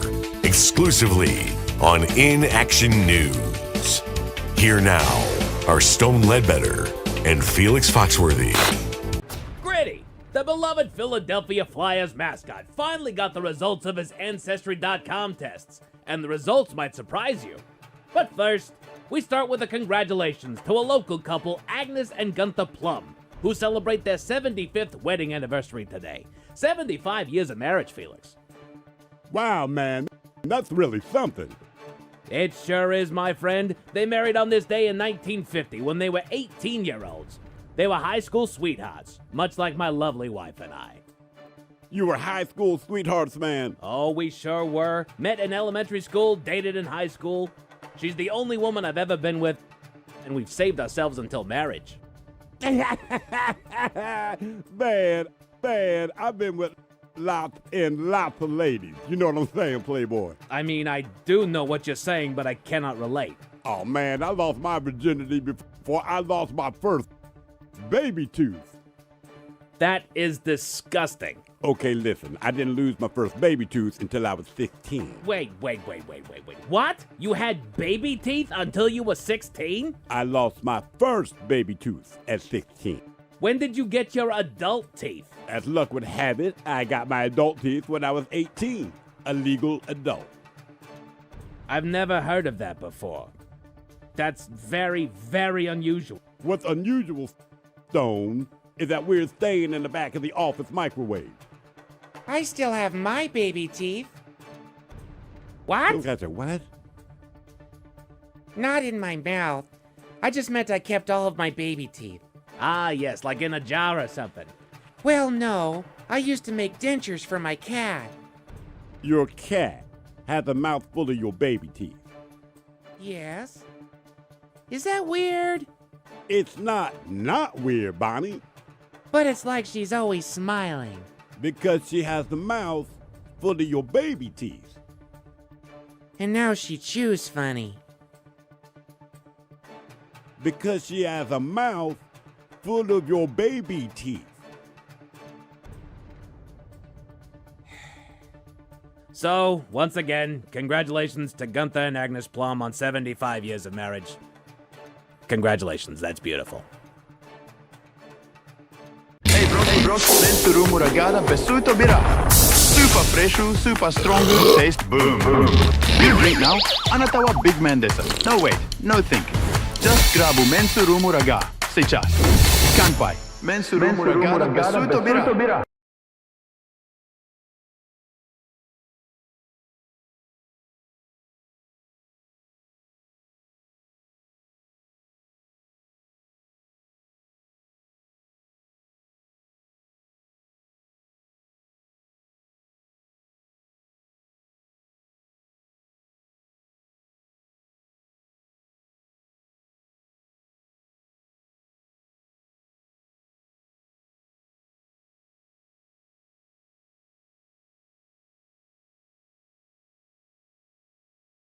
KISW. Text the men's room at 206-803-ROCK. TV Time with Ted brought to you by Xfinity. Give them a call, 1-800-XFINITY. The men's room presents Profile This. And Stephen Throwhill, could you please tell everyone on Profile This is played? Oh, I sure can, Miles. It's a simple game where we share with you a real-life news story. Something that happened right here on planet Earth. And as you listen to the story, based on the stereotypes you believe to be true of people and the decisions that people make, we'll ask you what it is you think makes the story a story. Hello, Will. Welcome to the men's room.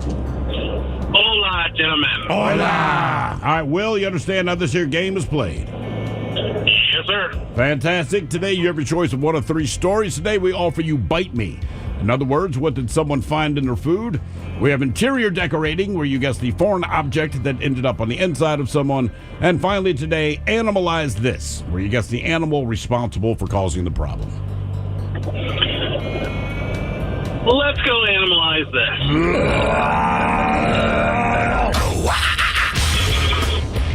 All right, police and animal rescuers in Pennsylvania. They're teaming up to attempt to capture multiple escaped animals seen wandering loose near Lancaster County.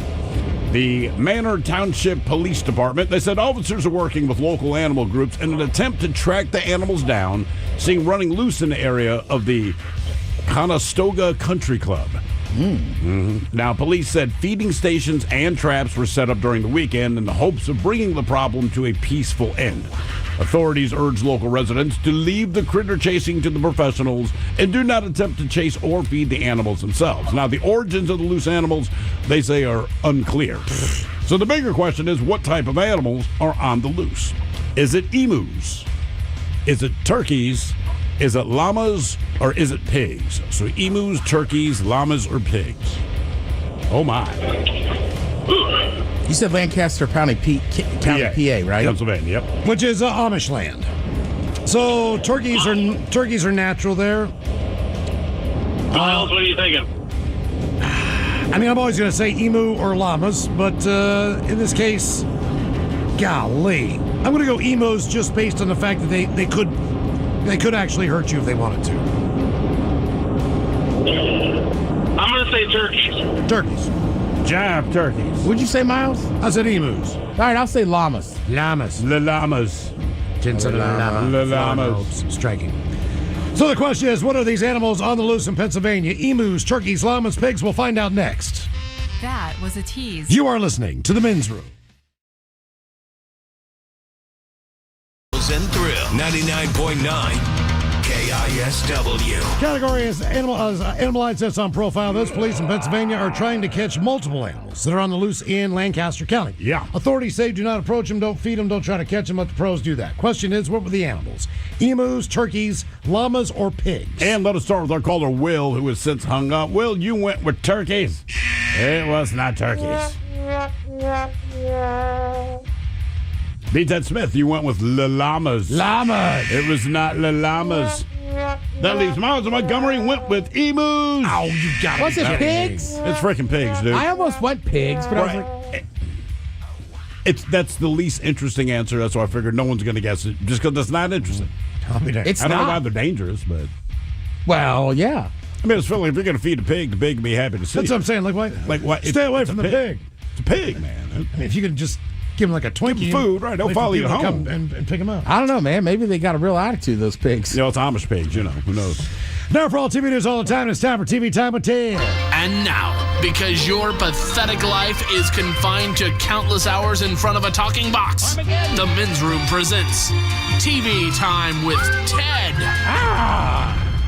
A lot of attitude on that pig. All right, your choices today. You got the Jimmys. Fallon and Kimmel. You got Seth Meyers, Stephen Colbert, SNL, Bill Maher, or Ted Smith. Is it Ted or is it late night? It is right there. The title. These guys have teams. The challenge writer and something from their monologues each and every night. It is up to you to determine, is this an actual late night joke and from whom, or could it be a The Ted Smith original? Chimpanzee researcher Jane Goodall has died at the age of 91. The family has requested, instead of sending flowers, please throw feces. SNL. Yeah, I'll see. Yeah, we it's can SNL. Chimpanzee researcher Jane Goodall has died at the age of 91. The family requests that in lieu of sending flowers, please throw feces. Almost 70% of the military is overweight. The song the Marines sing now is from the halls of Montezuma to the shores of Triple X. Fallon. Bill Maher. Bill Maher. Almost 70% of the military is overweight. The song the Marines sing now is from the halls of Montezuma to the shores of Triple X. Police in Florida pulled over a Camry last weekend after it was caught racing a motorcycle at 3 a.m., going 124 miles per hour. The driver claimed he was speeding because he had to use the bathroom. That story again, your Camry could do 125 miles per hour. The Ted Smith. I'll with you. Yeah, that's me. Yeah. That is the news. Hey, great car, but Yeah. you don't see him 125? flying. No. Sean Combs was sentenced on Friday to 4 years in prison. And I'll be honest, it's hard to watch someone I love get punished, but that's what Diddy would do. SNL. Bill Maher. SNL. Sean Combs was sentenced on Friday to 4 years in prison, and I'll be honest, it's hard for me to enjoy watching someone I love get punished, but that's what Diddy would do. It's being reported that major talent agencies are interested in signing an AI-invented actress named Tilly Norwood. The AI-generated actress got her start after she had a hotel meeting with AI Harvey Weinstein. I'll say we can update. Yeah, we can update. It was reported that major talent agencies in Hollywood are interested in signing a new AI-generated actress named Tilly Norwood. The AI-generated actress got her start after she had a hotel meeting with AI Harvey Weinstein. So obviously we've been here 20 years, right? Mm-hmm. I do watch Seahawks, right? And I've been in the national title game. I support the Washington Huskies. But I've never lied about I'm a Maryland fan first. Sure. So, was back in Maryland. God damn it. They're up 20-3 in that fourth quarter. Fourth quarter. Yeah. Right. So, shout out to all my Cougs fans that were buddies that were texting me, like, give it to them. And then I was like, yep. And then credit to Washington. That offense caught fire. Yep. They ended up winning 24-20. Yeah, needless to say. But I guess I would say, shout out to like the three dudes I saw at the beer stand. They knew the show. They had flown in. Scooter, it was nice meeting you at the bar. I was this close to texting our group chat just to dish it out to our boy Marshawn because it's like, look at a little one-sided over there in Maryland. And all of a sudden, I went away for a while, checked out the score. I was like, by God, they did it. Wait until the end of the game. Maryland needs to learn that. I did think for a minute we were going to get thrown out of the stadium. Somebody in our group, won't say who, might have had a few too many orange crushes, was very loud. And then my buddy Marshawn and my buddy Rob were sitting in the row in front of us. So it wasn't him. It wasn't them. In their purple. And then my other buddy Will, every time Maryland would score, he would go over and just kind of dry hump their back. So they were just like, you guys are killing us. Right. We got Will messing with us. You guys are screaming in our ears. So yeah, when they came back and won, it was pretty impressive. Yeah. My son even asked, he said, what happened? I was a Ravens fan. I said, there's obviously something contaminated in the entire state of Maryland's water supply, and it only affects the football teams. Yeah, unbelievable. And then we sucked it up. Got on an early morning flight. We're going to be back in Seattle for the time of the Seahawks game, right? Wait, like what time did you get on a flight? That flight departed Baltimore at 7:55. So 4:55 here. Jeez, brutal, right? But Brutal. don't worry, Smiles. Brutal. My buddy can get back in time to hang out with the fam. I have plenty of time to watch that game. Seahawks game, just score. It was a great game. And then they lost right at the end of the fourth quarter. So I'm just like, come on, Mariners. Like, come on, right? So you're right. Now, full disclosure. One game left. I didn't mean to, but definitely took a nap on my couch. You know, one of those ones you wake up like, oh, I took a nap. And it's like the fifth inning, and I'm like, Mariners, give me something. It was good to see the Mariners pull out a win. And, like, Seahawks, two thing, right? Because Mike and I are always texting during the game. They did have a lot of DBs out. Tampa Bay, I do think, is a good team. They're a good team. But it's just tough.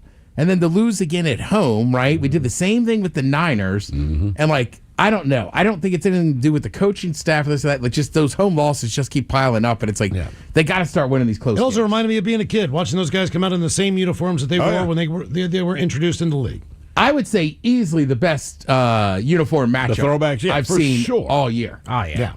And look, man, I mean, it was still a great game. You could be a Ravens fan. Yeah. I'll leave it at that. Well, and as my son even just said, because I said, look, there's nothing to get upset about. At some point, you just have to accept you're bad. Our team is hot trash. That's just what they are this season. Who knows why?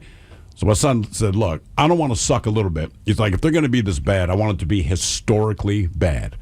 And I'm like, you know what, man? So that's kind of our thing now. Like, don't F up and win a goddamn game. Mm-hmm. Defense is on pace to give up more freaking points than has ever been scored in the NFL. I'm like, you're right. If we're going to do this, man, then suck right. There is a threshold that you pass. You know, nobody wants to be on the losing end of a heartbreaker. However, you at least appreciate that your team did well. You know, as far as the Seahawks go, we had a lot of people missing on defense. I don't chalk that up to anything other than it was just not our game. We played a very good team. Our defense was Swiss And you cheese. played a great game. The other side of it is that you could either lose handily to another team, and when you get beat, it sucks, and it sucks bad. However, if you get beat down, if you are absolutely floored, you can just throw your hands up and just say, you know what, we had. That's what the last 3 Correct. weeks. That's where I've been. After 3 weeks ago, Ravens played Detroit. Detroit drove a 96-yard drive, and then had a 91 or 92. And I looked at my son in that moment, and I said, "We're doomed." He goes, "Well," I said, "Look, man, if you're twice in one game, if you cannot stop another team, and I know Detroit's good, hold them to a field goal. That's what good teams do. We're making them look great." And I said, "I'm telling you, the season's over. It's not worth getting upset about anymore." So yesterday, we broke into applause because we got a touchdown. Right. Like, I mean, we're just getting shellacked, and it's red zone, right? So they cut over to the Ravens game, and we're like, oh, not another one. I mean, Houston just kept scoring. We got a touchdown. The game's out of reach. We didn't care. We're like, yeah, bitches, that's right. You can't keep us down. You can beat us by 34 points. We got a YouTube comment. As a Panthers fan, I just hope they all have fun. Dude, Well, I so don't Mike's even right, know though. what When to you tell have you those guys, close man. games like that, right? Because, like, obviously, the buddies that are with us that were Washington fans, like, well, that was a great game. Now, some of my people in my family were very salty. We're like, F this, F that. And I was like, he's not wrong. It sucked for our end. But if you had just been watching that game, it's a great game to watch. It's the same thing yesterday. I think I even said to Mike, when there's 2 minutes left, I go, either way, this is a great game to watch. I think there's a difference. I think the Seahawks game yesterday was a good game. It started good, it stayed good, it ended good, right? Might not have ended the way you wanted, but it was a game. If you're a passive NFL fan, you would sit down and watch that game because they're just throwing blows at each other. That Maryland UW game was not a good game. UW had an impressive fourth quarter. Yeah. Right. The game was boring as Maryland just beat the living hell out of them. And then in the fourth quarter is the exact opposite. But like a good game, I don't know. Well, look, I said this off the air, but I mean, I'm in the stands in that fourth quarter on that last drive for UW, and we have 3 timeouts, and there's only like 2.5, 3 minutes. So I fathomed tried to save timeouts, but I literally went, you got to take a timeout. You have to. Or jump off sides. I'll give up 5 yards, but you could just feel the clock. momentum, right? It was like every Maryland player was just standing on their heels like, I don't know what to do. And I'm like, stop the clock, like do something. They don't. You can hear me just screaming, stop the clock. They toss a pass, score a touchdown. My buddies were just like, hey, you were right. I was like, I know. I don't want to be right. When they scored a touchdown, the clock stopped. Yeah, exactly. You did it. Yeah, right. Yeah, Good job, guys. congratulations. Good job. Right. And at no point did they run the ball. Like, you had such a big lead, you could have just sat on it. I don't know why they didn't.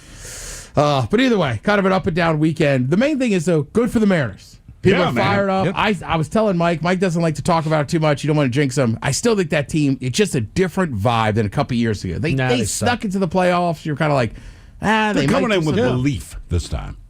Right. In baseball, look, it's just odd because I didn't like that the Mariners just sat around for a week, right? Mm-hmm. So you had that. Now, it's so long over that course. Who knows what's going to change? Like Toronto right now just can't stop, right? Jesus, right. They're just on fire. But who knows? Their buzzsaw could be in the next round. You know, I was going to say, who gets hot, who gets cold. Right now it's tied, and the Mariners' bats haven't come alive. Correct. That's what I think. I think that's good. If their bats, yeah, exactly. They won't. Just get the win, and when those bats come alive, you're going to see what you saw all season. Yeah. No. Yeah. Well, Mike, you're right to say that. It helped you all year I don't blame your to hate your- on 'em. I don't blame your thought process. You know what I mean? We can't get to the championship series. That's just not what we do. Yeah. I say it all the time if I'm on a date. There's no way I can get erect. Right. There's no way we're going to have that. I'm not even going to have to think about that. Uh-oh. Little reverse psychology. Yeah, exactly. Yeah. She won't kiss me. We should have gone to that third bar. I was just like, I'm ready for action. It is 1 a.m. She's not feeling Randy on this drive home. I'll get at you in the morning. I haven't had that since high school. Why would I have that now? You don't do that at this age. Yeah, exactly. I'm too old for that. I wouldn't want it if you wanted it. No, exactly. Ooh, yucky. Yucky. I'm trying to drive. Yucky poopy. That's dangerous. I will also say, I met a guy. He used to work with my brother, right? He's in all husky gear, and his wife is with him, right? I will just say this: if you live in this area, like, look, there could be issues in Seattle and stuff, but just the Northwest in general, the weather, the scenery. So at one point, it's me and this guy kind of on the side. And he's like, "You still live in Seattle?" I go, "I do. Live in North Seattle." And he's like, "You remember that one year we had like 60 or 50 some days straight of rain?" I go, "Yeah." And he goes, "It broke my wife. Her family's from this area, so we moved here." And he like looks around, looks at me, goes, "I miss the Northwest." Like, what? He goes, "Oh, I hate these summers." He's like, "Look, he's like, I'm dying out here. It's still humid." And he's It's like, so hot He's and like, "I humid." miss the Northwest so much." Dying out of Then he started goofing on his one kid. He's like, "I took him out there this summer," and he's like, "What mountain is that?" And I'm like, "Son, that's just a mountain with snow on it." I met somebody in Florida like that who live in Delaware. I'm like, "Why are you living in Delaware?" This is the bar in the airport in Houston. He goes, "Man, we used to live in Kirkland, but my wife was going to kill me or divorce me, so I had to move." Because of the weather. She was like, "Yeah." She's And like, he's like me. She was turned into a vampire. Right, he loves the weather. I'm with you. I was like, I can't wait to get back out there, put a hoodie on. Amy Poehler, I think I agree with her on this one. Talking about, she was on a podcast talking about basically how are the comedies not recognized by the Oscars? We've been saying We that for have years. no idea. Right, because They'll say best like comedy or musical. Yeah, no, I But they're mean, not- they don't really mean it. They don't mean it. at all. No, this is like It the should be fourth like- award that they give away. It should be like Naked Gun. They Right. should be up for the best Yes. comedy movie so far this year. well, Benedict Cumberbatch, right? He's a famous actor. Everybody knows him. But he's Doctor on the Strange. There's something on my penis, Doctor Strange. Strange. Some Doctor Strange. Work your So he's on the podcast with Amy Poehler, and he said, if you can do comedy, you can do anything. I really do believe that. So, of course, Amy Poehler's like, yeah, you don't have to tell me. Every single year at the Oscars, everybody gets blanked, and all the serious people get up and accept. And I like her. She goes, I think it's some BS that comedy's not. It's not as No. easy as people think. I don't know why it's not recognized. And those are the legendary movies. You know, those are the ones that you'll watch them over and over and over again. Like, well, I know you'll get into a heavier movie, but I tend to go more light when I watch a movie. Right, like I have a soft spot for war movies, but outside of that, you're right. Generally, if you're going to rewatch it, it's a comedy. How many people here have seen Citizen Kane? Yes. How many times have you watched it? One. Exactly. Do you That's realize all. if So I- you say this movie is this great cinematic masterpiece, and it is truly a subjective thing. 'Cause I think it's hot garbage. But the point is, I saw this movie that routinely is brought up as being this class. This is the way movies. Like, I never need to see it again. No. But if Caddyshack's freaking on, then I'm going to watch I it. could have a last show that I'm watching in a series, you know? And tonight's going to be a night I watch that. If Step Brothers is on, Push I'm watching Step Brothers. He's a Good call, yield. Miles. He's a We don't yield, like you to know? reward people for bringing joy. There was about 3 hours on Saturday where people keep yelling at my friends. Crab cake and football is what Maryland does. Right. There was about 3/4 we were yelling it at. Yeah. So that's from Yes, exactly. Wedding Crashers. Wedding Crashers. Trying to prove a point there. No one's screaming, I drink your milkshake. Right. Right? Just, I've abandoned my child. Ma, meatloaf. Mom, come on. Monday Night Football.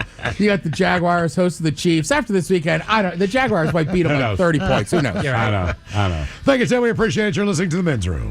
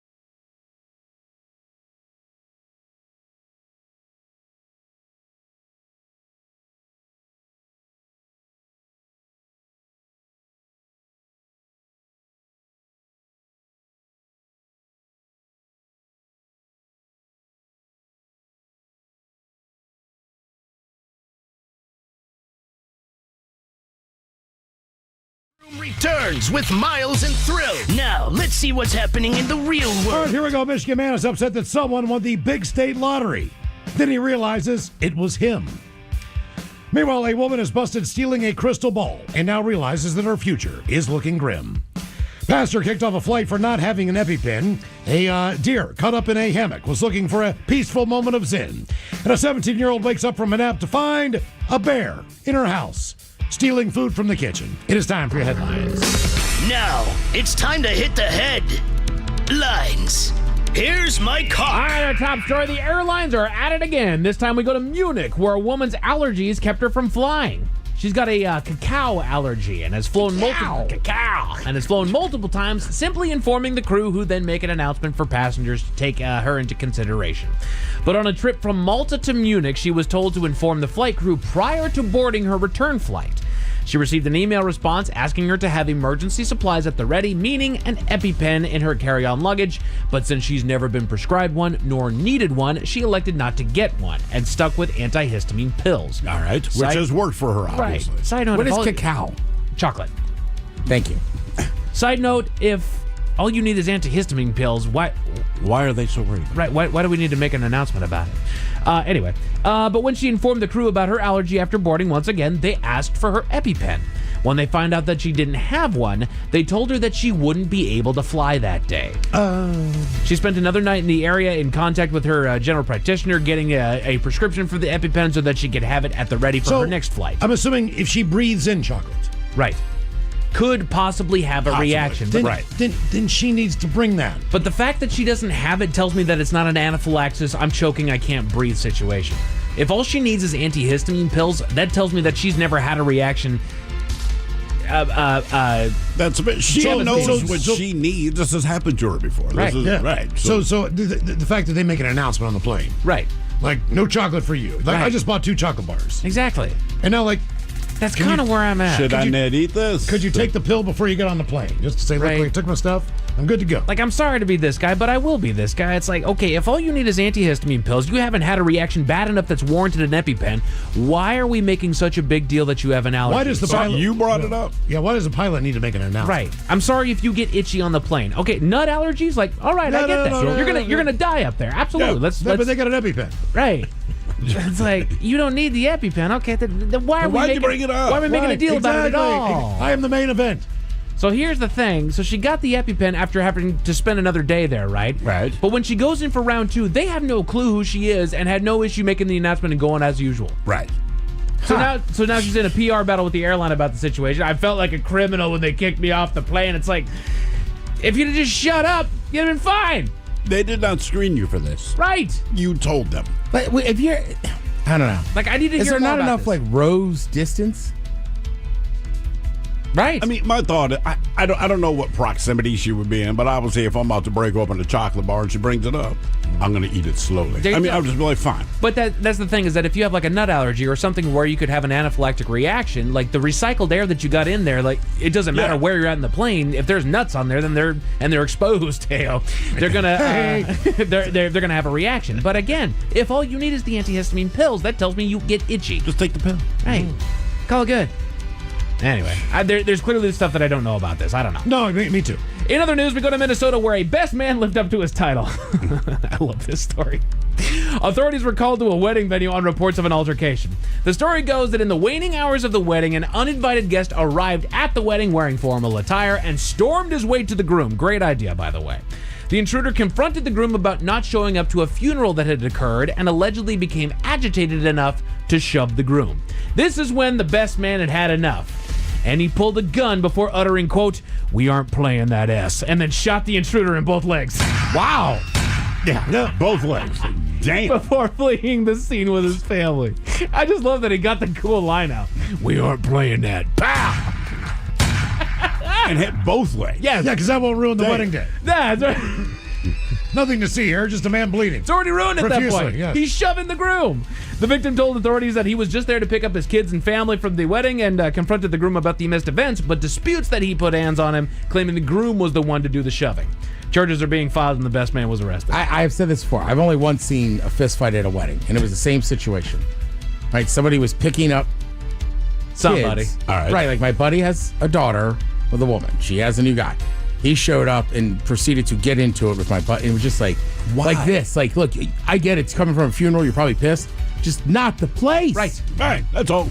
Right. Read the room, brother. Right. Call me tomorrow morning at 6 a.m. pissed and come after me. And you're not going to find much more of a one-sided argument on who people agree with than the guy whose wedding day it is. Yeah, no kidding. Correct. He could be a complete a-hole, but that day, we got to take his side. He's king today. That's right. But just in case those stories left a bad taste in your mouth, thankfully, there's good news. we go to Michigan, where disappointment turned into celebration. A local man bought into the local lottery, as he's been known to do, and bought himself 30 draws of his favorite game. He watched as the drawings took place to no avail and decided to head out, with the idea that if he got home and the drawings were still going on, that he would head to the bar to finish out the game, which he did. He, like so many others, checked his phone to discover, to his disappointment, that somebody had won the jackpot of more than $500,000. But his disappointment soon turned into excitement when he actually checked his ticket to find out that he was the one who was the winner. Now he says he doesn't know what he's going to do with all this money, but likely we'll just go ahead and invest it. No, don't worry. The taxes they'll take care. No kidding, dude. Men's Room Sports, big weekend for Seattle sports once again as the Seahawks hosted the Tampa Bay Buccaneers for a throwback-clad game yesterday. Unfortunately, our injury-laden defense couldn't hold the Bucs long enough and were bested with a walk-off field goal by Tampa Bay. So, maybe next week. Yeah, and guy in the corner of the end zone. Don't yell at Baker Mayfield. He plays better pissed off. Right. Can we not? Meanwhile, the Mariners started their playoff run here at home over the weekend against the Detroit Tigers and walked away with a tied 1-1 series. This is a best of 5, so they got the night off as they head to Detroit for another 2 games against the Tigers. Hopefully they can keep the magic alive. They need 2 more wins to move on to the conference series. Game 3 will be on tomorrow afternoon. As far as what you're going to watch tonight, you got NBA preseason over on NBA Network, more baseball playoffs on TBS and True TV, and Monday Night Football between the Chiefs and the Jags over on ESPN. As far as your weather, clear skies are dropping things down to a low of 48 tonight. Should be clear, so check out that supermoon, and we've got another beautiful sunny and 71 day to look forward to tomorrow. That is it for your headlines. With that, Mike Hawkazan. Thanks, sir. We appreciate it. One-hit wonders tomorrow with the Daily Mix Morning Show, and Sit and Spin the lovely Jolene's coming up next. Yes, indeed. It's all true, but in the meantime, well, we be all about this bitch. So until tomorrow, please do what you do best. And for Aletha's sake, stay beautiful. The Men's Room has been taped before a live studio audience. Wardrobe and makeup provided by Mantastic Limited. This has been a presentation of the Men's Room Radio Network. Oh, man! A Double Flush production.